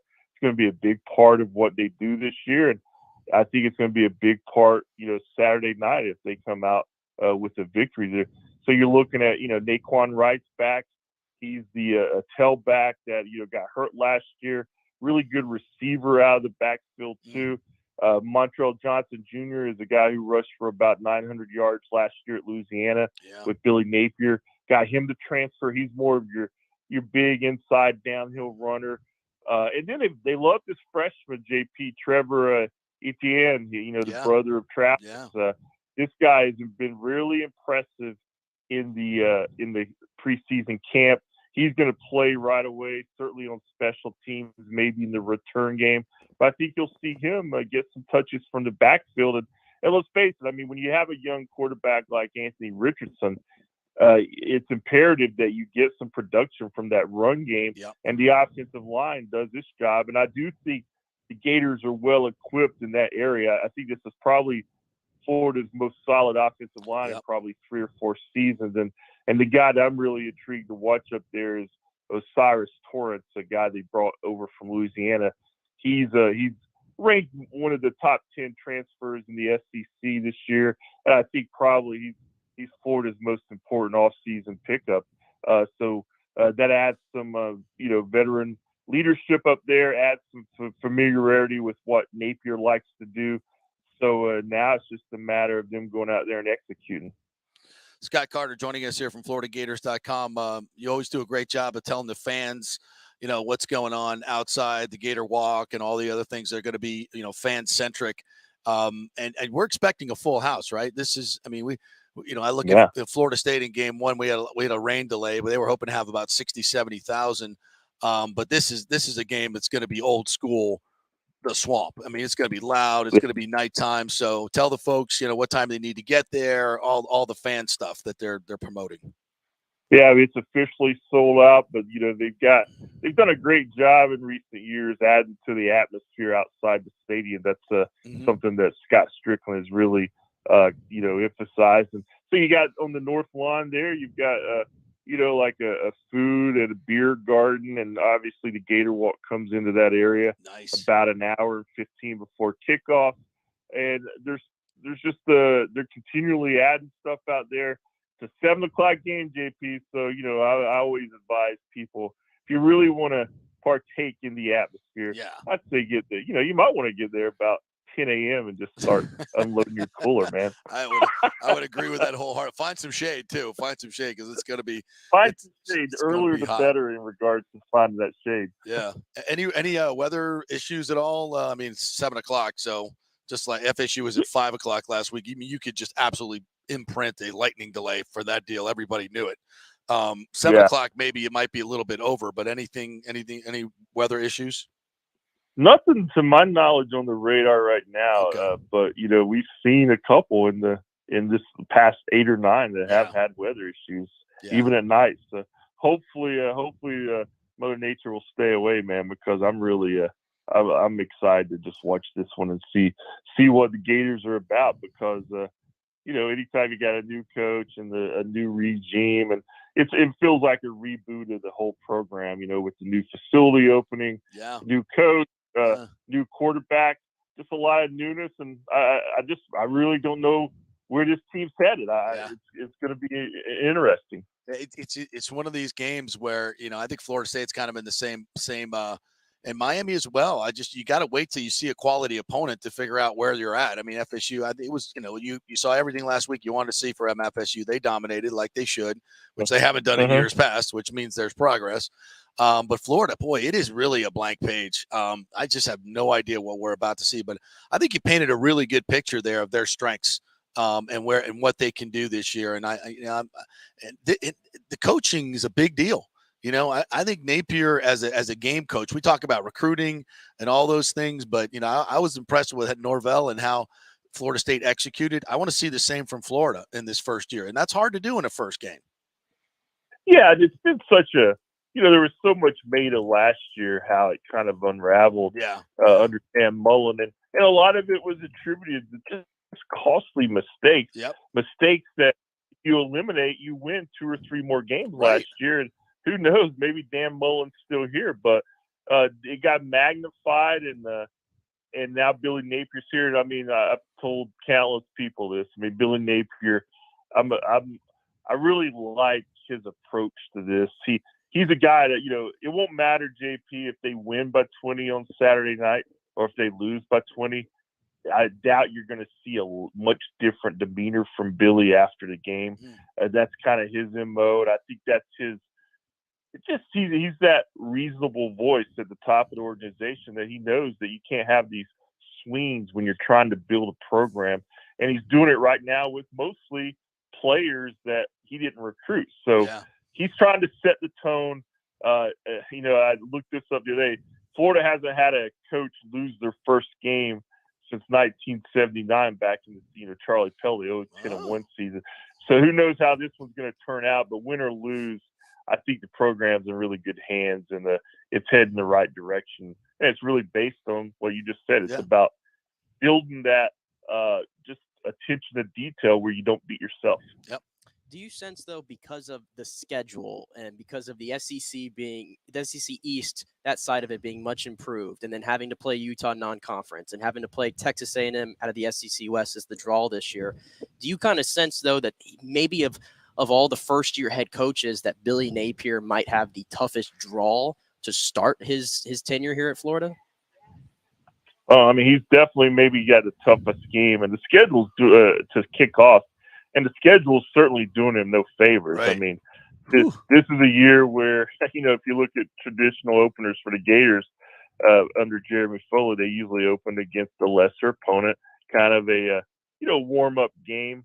Billy Napier he wouldn't minded one of those this year, but that's not the way it's going to be from now on. I mean, people want to see these kind of games, and he gets tossed here into the fire speak right away. So, I mean, it's gonna be a very difficult road for them to have a, kind of season. I think a lot of Florida fans want every year, but I think they can have a good season if they just play steady, avoid injuries, and again, if Anthony Richardson is the kind of quarterback a lot of people think he can be.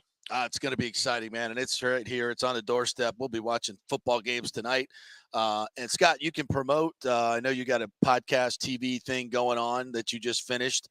So promote all your content there at FloridaGators.com. Yeah, I'm on Twitter a lot at Gators Scott, and then we'll do our podcast is up today, Gator Tells on FloridaGators.com. So basically, if you check out the website or on Twitter, you usually see what I'm doing, man. Yeah, got it. All right, Scotty, and you'll be joining us every Thursday at 11 o'clock. We really appreciate that. Get a lot of positive feedback from our Gator fans here in Tampa Bay. They love it when you come on, so we really appreciate it. And enjoy Saturday night, man. I'm going to be watching. It's going to be fun. Thanks, buddy. Yeah, thanks for having me, JP. Look forward to it, man. Thanks. All right, the great Scott Carter right there. And you Gator fans out there, if you got a business and you want to sponsor the Gator Report, well, just reach me at JP at thejppetersonshow.com, JP at thejppetersonshow.com, and you can be part of Florida Gator football. There you go. All right, we'll take a quick break, and we are expecting to get Gerry Bohanon, USF quarterback, transfer in from Baylor as the USF Bulls welcome in BYU, another big game. So a lot of Utah, Florida stuff going on this week. I have a lot of people here in the neighborhood. We'll be back quickly. Stay with us.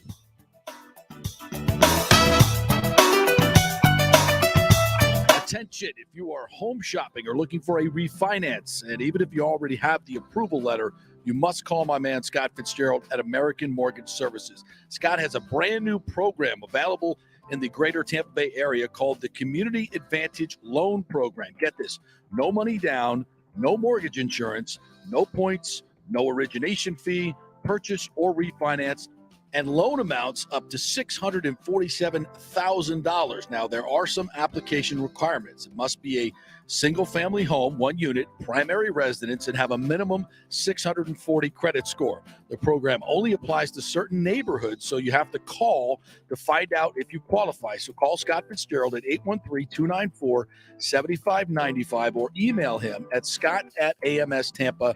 Now, even if you don't qualify for that program, Scott will shop your loan around, get you the best rates, and won't charge you the huge upfront fees. And if you've had issues with your bank calling you back, Scott will return calls immediately or at least the same day. 813-294-7595 or email him, scott@amstampa.com. Scott Fitzgerald, MLS 386722, American Mortgage Services, 1000 North Ashley Drive, Suite 1020, Tampa, Florida. Military veterans, are you struggling with alcoholism or substance abuse? Is it taking a toll on your relationships and your work life? Are you having trouble focusing, constantly anxious? Well, you may not be surprised to know that your fellow military vets have your six. Heroes Mile is a new concept in rehabilitation clinics, veterans helping veterans. At Heroes Mile, we staff our rehab center with fellow veterans who can understand what you're going through. Our mission is to help you heal from issues that only your fellow veterans can truly understand. Located just outside of DeLand, we offer a full range of inpatient and outpatient programs dealing with substance abuse, post-traumatic stress, and military sexual trauma.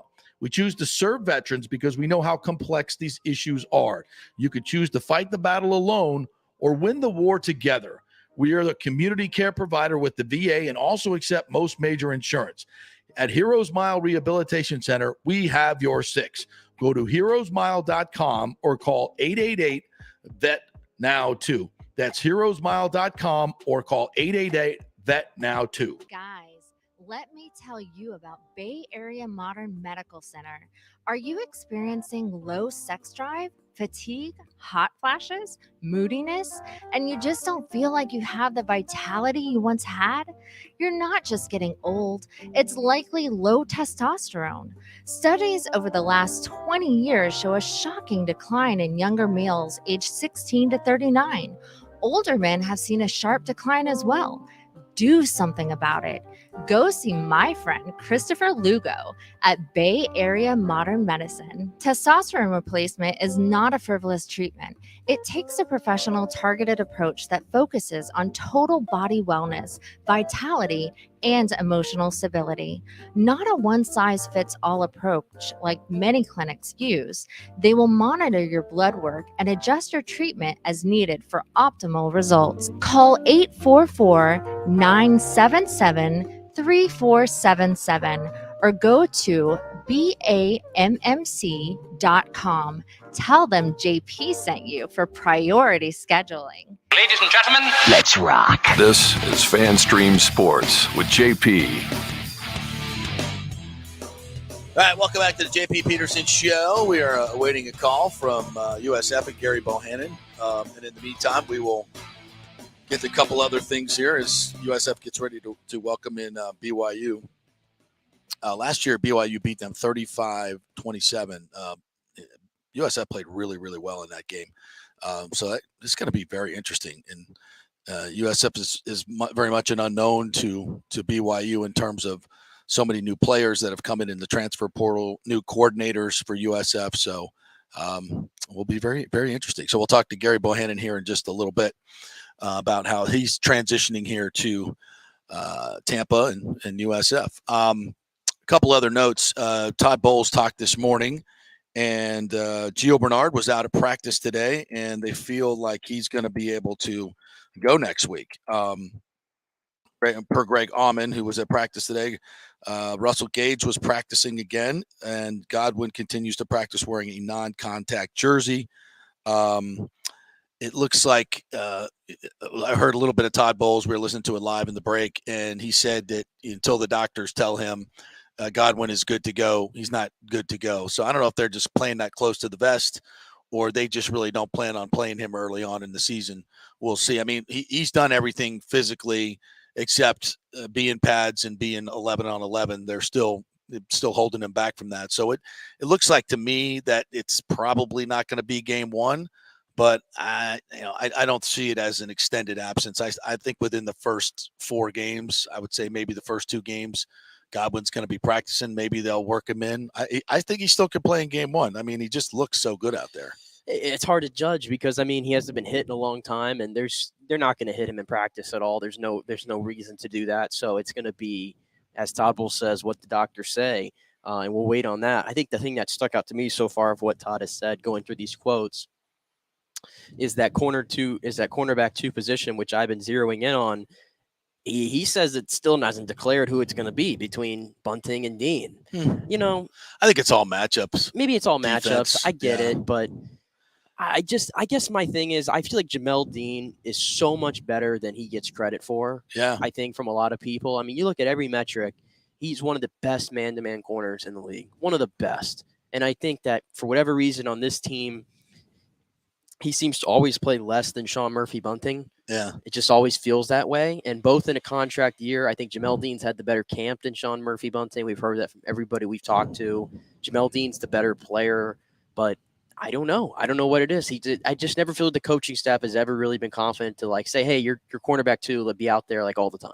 Yeah. So I just think it's all matchups, and Jamel Dean's going to play more in the man-to-man press offense when they need him to, and I think they'll use Sean Murphy Bunting more in off coverage. So I think it kind of depends on what defense they're playing and what their matchups are. I don't, people get caught up in these depth charts, and anymore they're not really that important because it's how many snaps you get per game. It's a snap count at the end of the game, and it's very much matchup oriented. Some guys do things better than other guys, especially in the secondary. And when you're talking about Jamel Dean is the best, Pro Football Focus, the best press corner in football. I mean, so he's going to be playing a lot in those situations when they're going to play that defense. Carlton Davis is your best man-to-man guy. He's going to be again.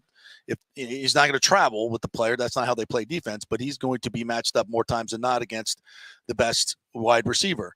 So to me, it just all three of those guys are going to play a lot, and I think attrition will. And unfortunately, as Scott has said many times on the show, and as we've said, we thought Zion McCollum was maybe going to push to get more playing time early in the season, but I mean, what are we pushing? Over 2 weeks since he's been out there, and it doesn't sound like he's back out there today, or he wasn't yesterday at least. I don't think he's back out there today, so he hasn't been able to help his matter. So it's going to be those three guys playing a lot out there. So, but again, anything can happen because remember last year in week 1 where Bunting almost snapped his arm, right? Yeah, that was week 1. It was week 1, the right? elbow, yeah, and then all of a sudden it was the Jamel Dean show. So that's why I'm saying I'm not, where they're on the depth chart and what their positions are listed as. I mean, Winfield's going to be playing a lot in the slot. We're going to see a lot of it. We're not going to know anything until we see the Dallas game, and it'll be different for every game, depending on what the receiver situation is. So I just know this: they're as deep in the secondary as they've ever been.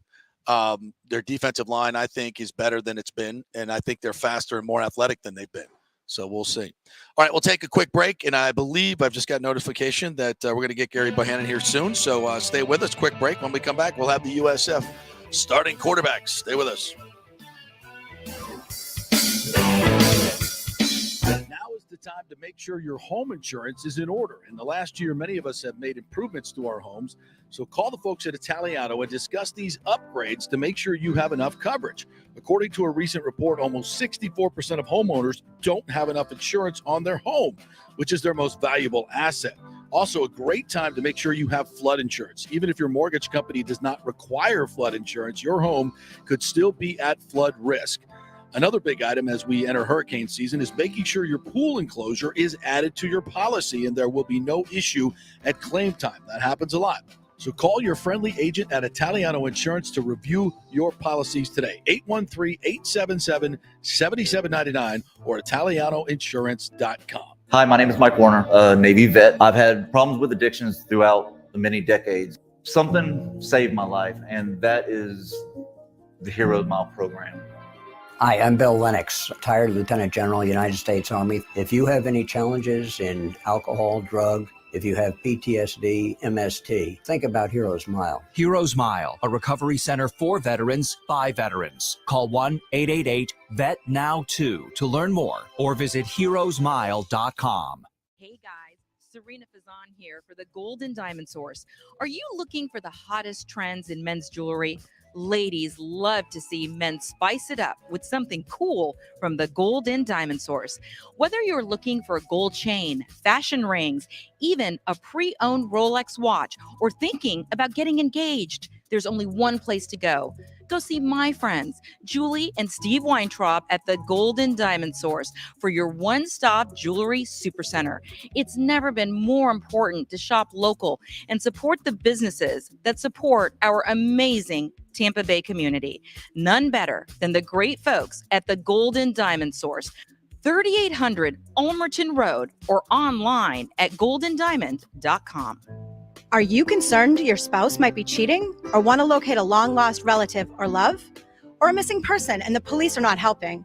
An insurance adjuster who needs proof of injury. Hi, I'm Rachel D'Antonio from Tampa Bay's premier private investigation agency, Emerging Investigation. We have a proven track record of results. Local attorneys and insurance companies hire us to discover insurance fraud and crucial information in criminal cases.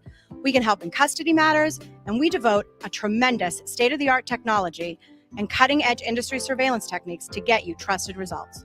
Larger corporate agencies can be more expensive and do not offer the personal level of customer service and interaction that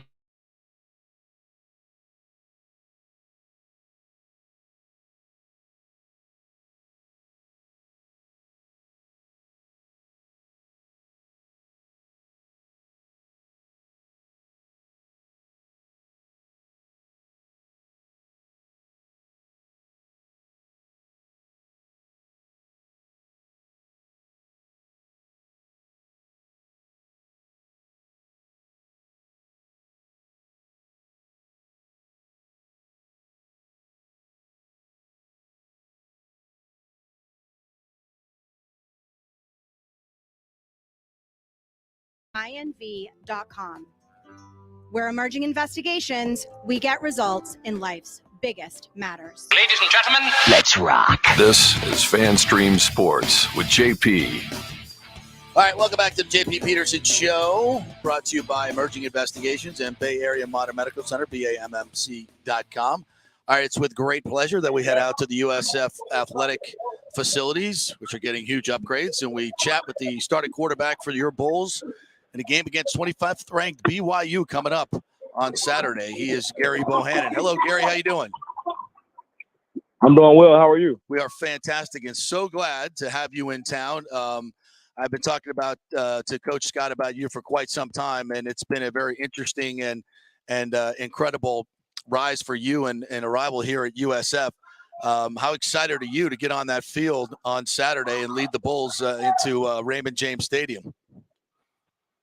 I would say I'm very excited. We've been training all summer for this. We've had a hard, good camp. We've been preparing for it, and I would say, man, I'm excited for the guys to get out there and compete. I'm excited to get to play in this Bulls uniform for the first time. So everything about that, I'm excited about that. Again, to face a good team in BYU, see those guys again.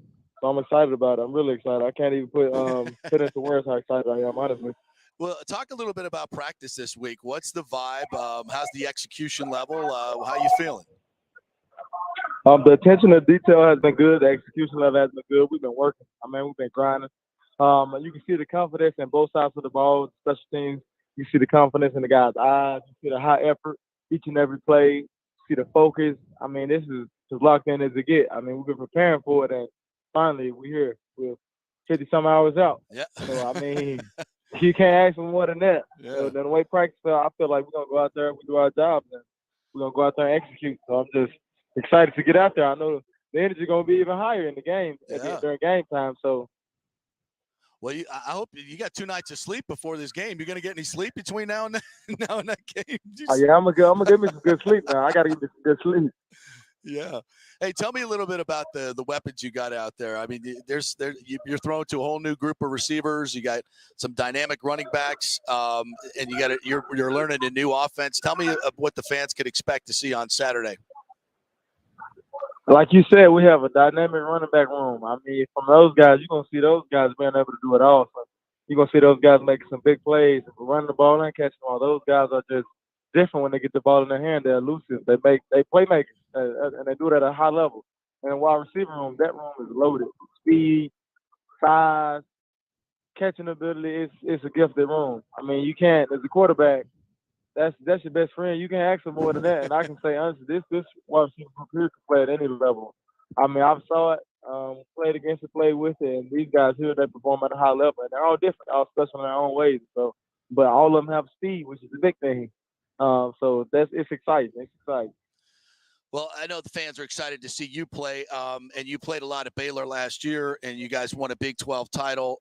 Tell me a little bit about how that experience is going to help you with the USF team that, frankly, has struggled the last few years to bring that winning attitude. Winning. You know what it takes to win in big-time college football.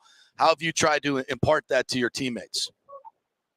For me, I've been a part of a losing team and a winning team. The difference is believing and having that confidence and practicing with high effort. If you can prepare each play like it's a game rep and treat it as a game rep, the game is going to be good for you. And the main thing you want to do is make sure your practice is harder than your game. If your practice is harder than your game, that you're building your confidence up. So when you get those looks in the game, it's nothing new to you. It's natural. You just respond to it. You just doing what's natural to you because you've been preparing all week. And just with these guys, to be honest with you, they don't have a. I mean, they've been losing him. They don't have a losing mindset. They have a confident mindset, a winning mindset. That's what you want to have. It all starts with the mind. Everything is. Plenty of people have said 10% physical, 90% mental. That's really what it is. And so long as we're good mentally, I feel like we're gonna come out and dominate. And that's the thing about these guys. These guys are confident right now. I'm confident right now. The staff is confident right now. That's the number one thing we want to have. And all we got to do is execute from here. Yeah, Gary, I can feel the excitement coming from your voice right now for sure. And going back to that, that transfer process, I mean, what were those discussions like with Jeff Scott? Did he reach out to you? Did you reach out to them? And just what stood out to you about this program here? They reached out to me, and just honestly, the character that they have, the hard work when it comes to football, the love for the game. You want to be on the staff that's passionate and loves the game. You want to play for somebody that loves the game and want to invest in you and really invest his time in the football. For me, it was just about seeing those guys lead, also work hard, and just when I first talked to them, I could hear the confidence in me. I could hear the confidence in the team, and like he said, he had all those super seniors to come back. I mean, that's not a coincidence. That's a reason. They believe in him. For me, it was just get me to believe in him, and from my first conversation, I believed in him, man. Once I finally was able to get on the vision, was able to see exactly what was here, it was the right fit for me. It felt like home. It felt like it wasn't even just me just coming here. I connected well with the players. I connected well with the coaches. And just in the system and the scheme, this is something I want to be a part of and I want to be the leader of. So, Gerry Bohanon joining us here, USF starting quarterback. Hey, Gary, I had a chance to talk to one of your young receivers, Cade Roberts. His dad's a good friend of mine. And Cade also had a chance to catch passes from Joe Burrow at a certain point. And he said, your arm is every bit as good as his arm. Catching passes is just kind of different when it comes out off of your hand and off of Joe's hand. Tell me a little bit about how you have matured as a passer and how you feel that's going to play into this offense. I know last season I was a little bit inconsistent because I was inconsistent with my motion, inconsistent with my lower half. And as you know, throwing the ball is really mainly lower half. You need to tie that lower half and have that nice and tight, have that core nice and stable and tight, and then have to stay closed off. So it was just a few minor things that I had to fix during the off season. And I started working with Quincy Avery in Atlanta, and I was going to train with him whenever I could. It helped me a lot. It helped me change my game a lot. And I've been throwing the ball better than I ever have. I'm more consistent than I ever been.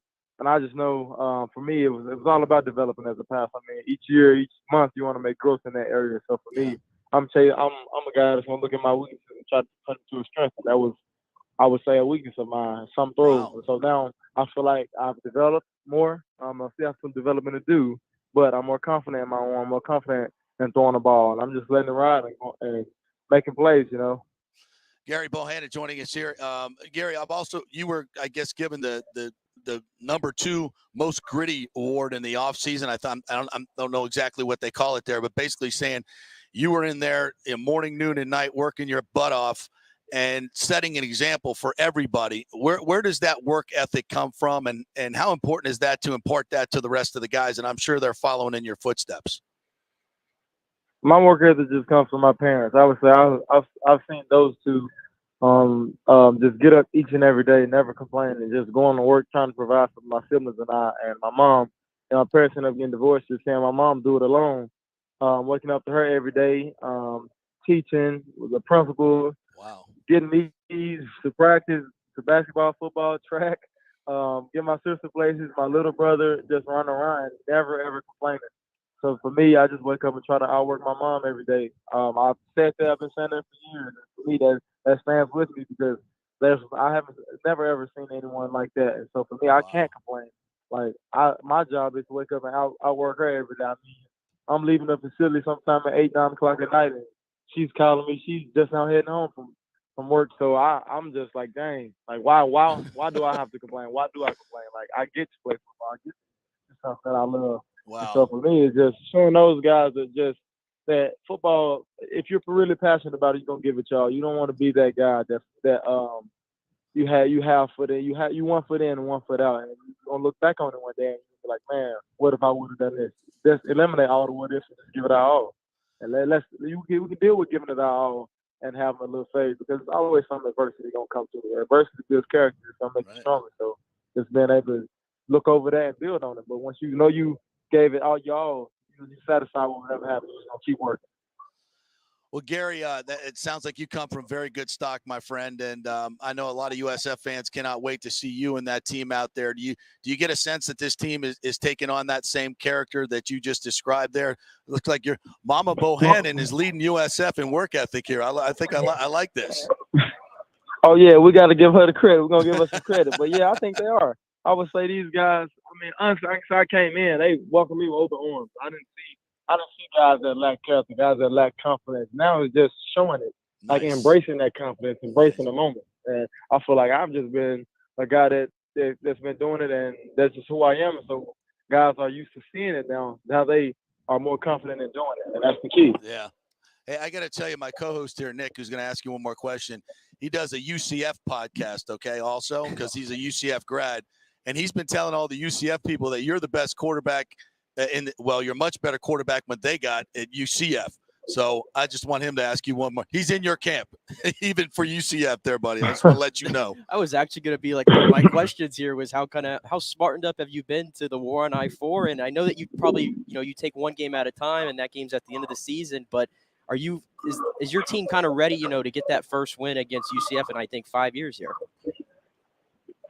I would say we will be ready for it. We like I said, we're taking it one day at a time, one play at a time. Our focus right now is BYU, but I know we're ready for whoever going to line up across the ball from us. We're going to focus on ourselves and compete.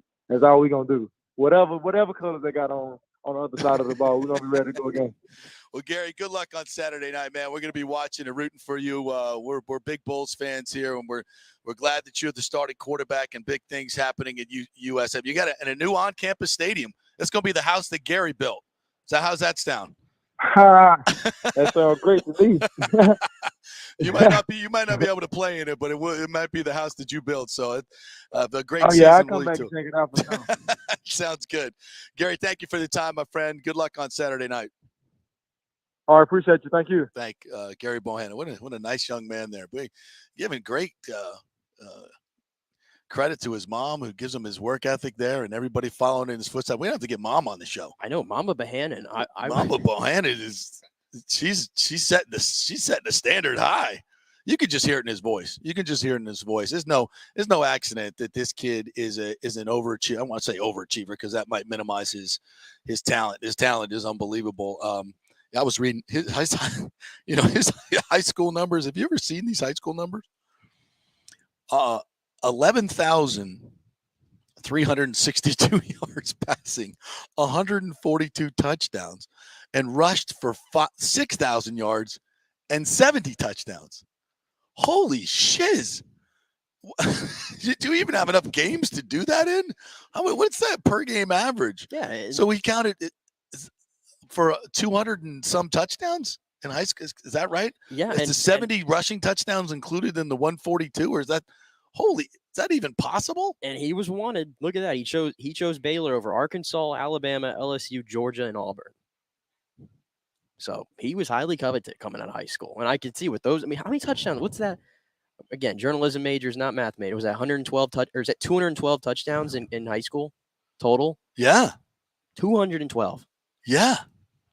I mean, you ran for 6,000 yards and passed for almost 11-3. Jiminy Christmas. He was a number 9 dual threat quarterback in the country. And he's got 2 years of eligibility left. Dude, just stay healthy for God's sakes. And people were like, Timmy McClain got a raw deal. I wouldn't be worried about Tim McClain at this point, boys and girls. I did want to point out this comment, by the way, because my friends over at Charge On are in the comment section. Oh, here. God, they were here listening. they go. If you want to read this one, comment go feel that free. I just put up on the stream. He didn't sound confident at all on going up against UCF. He knows what's going to happen. Well, I think he knows if he says anything specifically about UCF, then everybody's always looking ahead to UCF. Duh. Hey, the kid's smart enough not to take the bait on that one. Yeah, I put it into question too. I know they're taking it one game out of a time, but he's hey, this might be the last meeting between these two teams, and we don't know when. Oh, come on. We don't know. No, come on. We don't know if this is going to continue after this year. That would just be the stupidest thing in the history of don't college know. football. Hey, West Virginia and don't Pittsburgh know. haven't played in 10 years, and they played every year for 106. We don't know. And they get back at it tonight. So come on. That would be just would be the stupidest thing ever. You have non-conference games. If they're going to be in a different conference. I get it. If you're not scheduling them in a non-conference, they don't even have that scheduled yet. I don't believe they do. UCF's going to the Big 12 next year, right? Next or is year, it 2 yes. years? 2023. So they don't have it scheduled for next year? You gotta be kidding me. No, they're gonna play. Come on, they're gonna play. Well, we don't know. So this could be because next year on UCF schedule, usually USF would already be penciled in there. They don't. They already have 3 non-conference games next year: Kent State, Boise State, and Villanova. Oh, really going for the big hitters there, aren't they? But taking the challenge on. But is it 3 non-conference or 4 non-conference? Well, it depends on how many conference games you play. How many conference games is the Big 12 demanding? Some have 9, some have 8, some have more. No, because it's usually, I don't know. The fact that they're not on there, though, I still think it's undecided. That's just dumb. So that's just dumb. Yeah. It's 9. It's 9 in the Big 12. So there you go. So they're not going to USF's play. not on the schedule. Yeah. They're not going to play. Well, of course, those teams that contracts are meant to be broken, right? Yeah. They could take one of those contracts and move it down the line and hope, and maybe they even have something already built in, because you don't want to, the Kent State Golden Flashes. You don't want to disappoint them. And their fans. Hold on. I had no idea that Kent State's mascot was the Golden Flashes. The Golden Flashes, until yeah. right now. The Golden Flashes. Yeah, Who Kent thought State that Golden was a good idea? They probably had an Indian name mascot and were forced to change it to something gender neutral. Yeah, but I don't know. But non-offensive. I personally am a Silver Flash guy. I'm offended by Golden Flashes. Right. I'm triggered. So I don't even know how they be allowed to do that. But yeah, this is the last meeting until we don't know when. So I think both teams are going to be very, very looking forward to this matchup more than ever. Of all the things in conference realignment, this is the shit that just absolutely burns my ass. And I'm not even that invested in the rivalry, to be quite honest, but I hate it when these great rivalries go away. It's what college football was built on, for God's sakes. It's about, it's about territorial rivalries, and when you get rid of that, you'd rather play Kent State. I mean, just from a monetary standpoint, who the hell is going to want to go to UCF Kent State as over USF UCF, especially after USF whoops their ass this year? I mean, you're pissing away it's got to be a couple $1 million gate that you're losing. Can't afford to lose that kind of money. That's just dumb. Well, Kent State's the opener next year, just like South Carolina State is here. And but you're going to sell as many tickets. Not even close. Oh, tonight's game's going to be full. Those games are going to be full. It's dumb. But yes, I agree. That should stay, just like the Oklahoma State game. That's going to go away now, and that's awful. We're not going to bedlam now. Yeah, it's just I hate this. I freaking hate this. They've got the mandate, because they are all going to play non-conference games. They got to mandate that these rivalry games, especially when you're talking about 2 state schools, you can do that. You can make them do it. So if make them Florida do it. State and Florida can do it, right? Why can't we do this for this? Yeah, that's got to change. All right. Any other revelations from Bowles' press conference here today, or stuff we didn't get to? I don't believe so. I mean, Todd's Todd at the podium. Todd is Todd. We know how that goes. So. I was watching a little. It's remarkably. Yeah, I was going to point this out here. Somebody already had pointed it out. Interesting that the Durham Bulls lineup was released today, and apparently Jonathan Aranda is not in there. And the Rays will be adding 1 position player and 1 pitcher to the roster before the weekend. So there's some speculation that it could be Aranda coming up because Josh Lowe and Luke Raley are both in the lineup, so it's not going to probably be them. So hopefully that's the case. All right, so Aranda's coming up for September. Well, we don't know. Well, hopefully. But he's not. If he's not in the lineup, he's not in the lineup tonight. That's a good sign. Yeah, it's coming up. All right, good. And the Rays have an off day, and then the Yankees come in. What are our pitching matchups this weekend? The Rays are all TBD at the moment. The Yankees are going with Herman on Friday, rookie Clark Schmidt on Saturday, and Montas on Sunday. Yeah. Hey, all right. That's not, Which Nestor's on the IL. Right. Cole, we miss him. Right. And then they lost last night. Yeah, right? they lost the Angels, man. Yeah. 5 out of 6 they took from the Blue Jays and the Yankees. Nice. Talk Good about job. helping the Rays out, and the Rays helped themselves out here by winning 3 in a row. Right. So, yeah, that's a big. And now you get the off day, you come home. I'm telling you, I'm excited. I'm excited to be in the Trop on Sunday. That's going to be fun for you. You got a big weekend. Yeah. So, and then you get to watch the FSU game Sunday night. Yeah, and I get UCF tonight. I was going to say, we got a college football. We have a full slate of games tonight, by the way. It is officially week 1. Some notable teams here that are playing. I'm going through the schedule. I mentioned UCF, but you got Pitt in West Virginia tonight. Oklahoma State's in action tonight. Wake Forest for the ACC's in action tonight. So there's some good teams playing. It's week 1 of college football, so I think you know where I'm going to be tonight. Yeah, what's the ESPN game tonight? Is that Pittsburgh, West Virginia? Yeah, West Virginia Pitt's on ESPN. Central Michigan, Oklahoma State's on FS1. And then Penn. Oh, I forgot this one. This is honestly a big game too. Penn State Purdue. That's is on right. Fox at 8. Okay, Penn State cool. and Purdue. So, and it's at home. So for Purdue, so Purdue. They're pulling off the upset. You know that's happening. Yeah, absolutely. Also for you FSU folks that are rolling into Baton Rouge, go to @rollup_network, Roll Up Network. They've got a great tailgate party. TJ Pittenger we had on the show yesterday. They're going to be cooking up a couple blocks from the Superdome, as we like to call it. I guess it's the Caesars Dome now, little whatever the hell they call it. They're going to have some jambalaya. We're going to have Guthrie's chicken, a DJ, drinks, liquor, beer, everything. So that's at the Roll Up Network. If you want to get involved in that, you can go to @TJ_Pittenger, and they will hook you up right there. That'll be the tailgate party I'm at. And I think there's going to be a little Bourbon Street pub crawl that has been organized. My son told me about that by the folks at Madison Social. So we'll probably be partaking in that as well on Bourbon Street. It's going to be quite the adventure this weekend. I'm looking forward to it. And one more note tonight on college football for all you Florida fans. I know you don't have football tonight, but if you want to see a former alum, you can watch Emory Jones in action tonight. Oh, that's right. For Arizona State, if you're interested in that Pac-12 after dark. Yeah, that's the thing about all these transfers. You turn on TV and like, oh, I forgot he transferred to South Carolina. I know, it just popped Spencer Rattler's across, at South Carolina now. Yeah, all these the quarterbacks moving, man, in the NFL and college football. Yeah. It's that just we kind of take it for granted now, but that was never.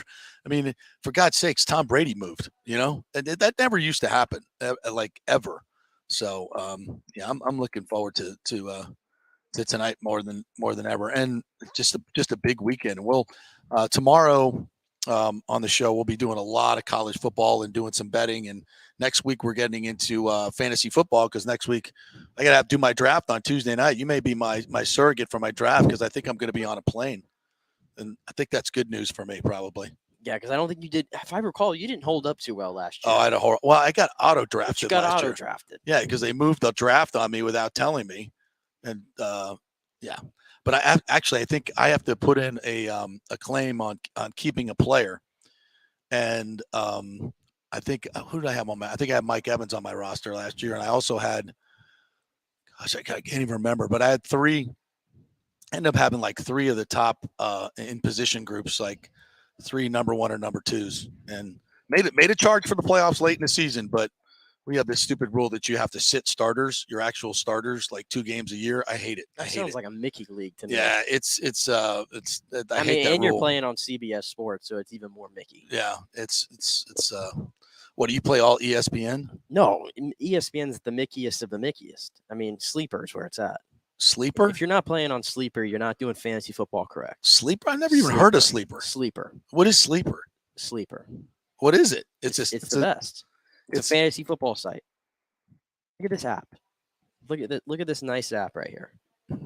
Look how much more interactive when you open up Sleeper here on your phone. Look how much more interactive it is. Wow, that is nice. It's very nice. You could just click on a player. You have all the news. You can go back and see every year they finished their depth chart. ESPN don't have any of that. That's interesting. ESPN's app has been the same for a decade. Yeah.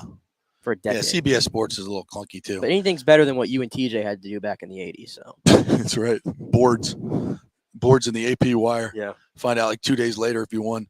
By the way, interesting note, Daryl Shaw, the Ybor City developer, has just bought up another piece of real estate. It's right at the end of the basin there, right across from Ybor City. It's on the water.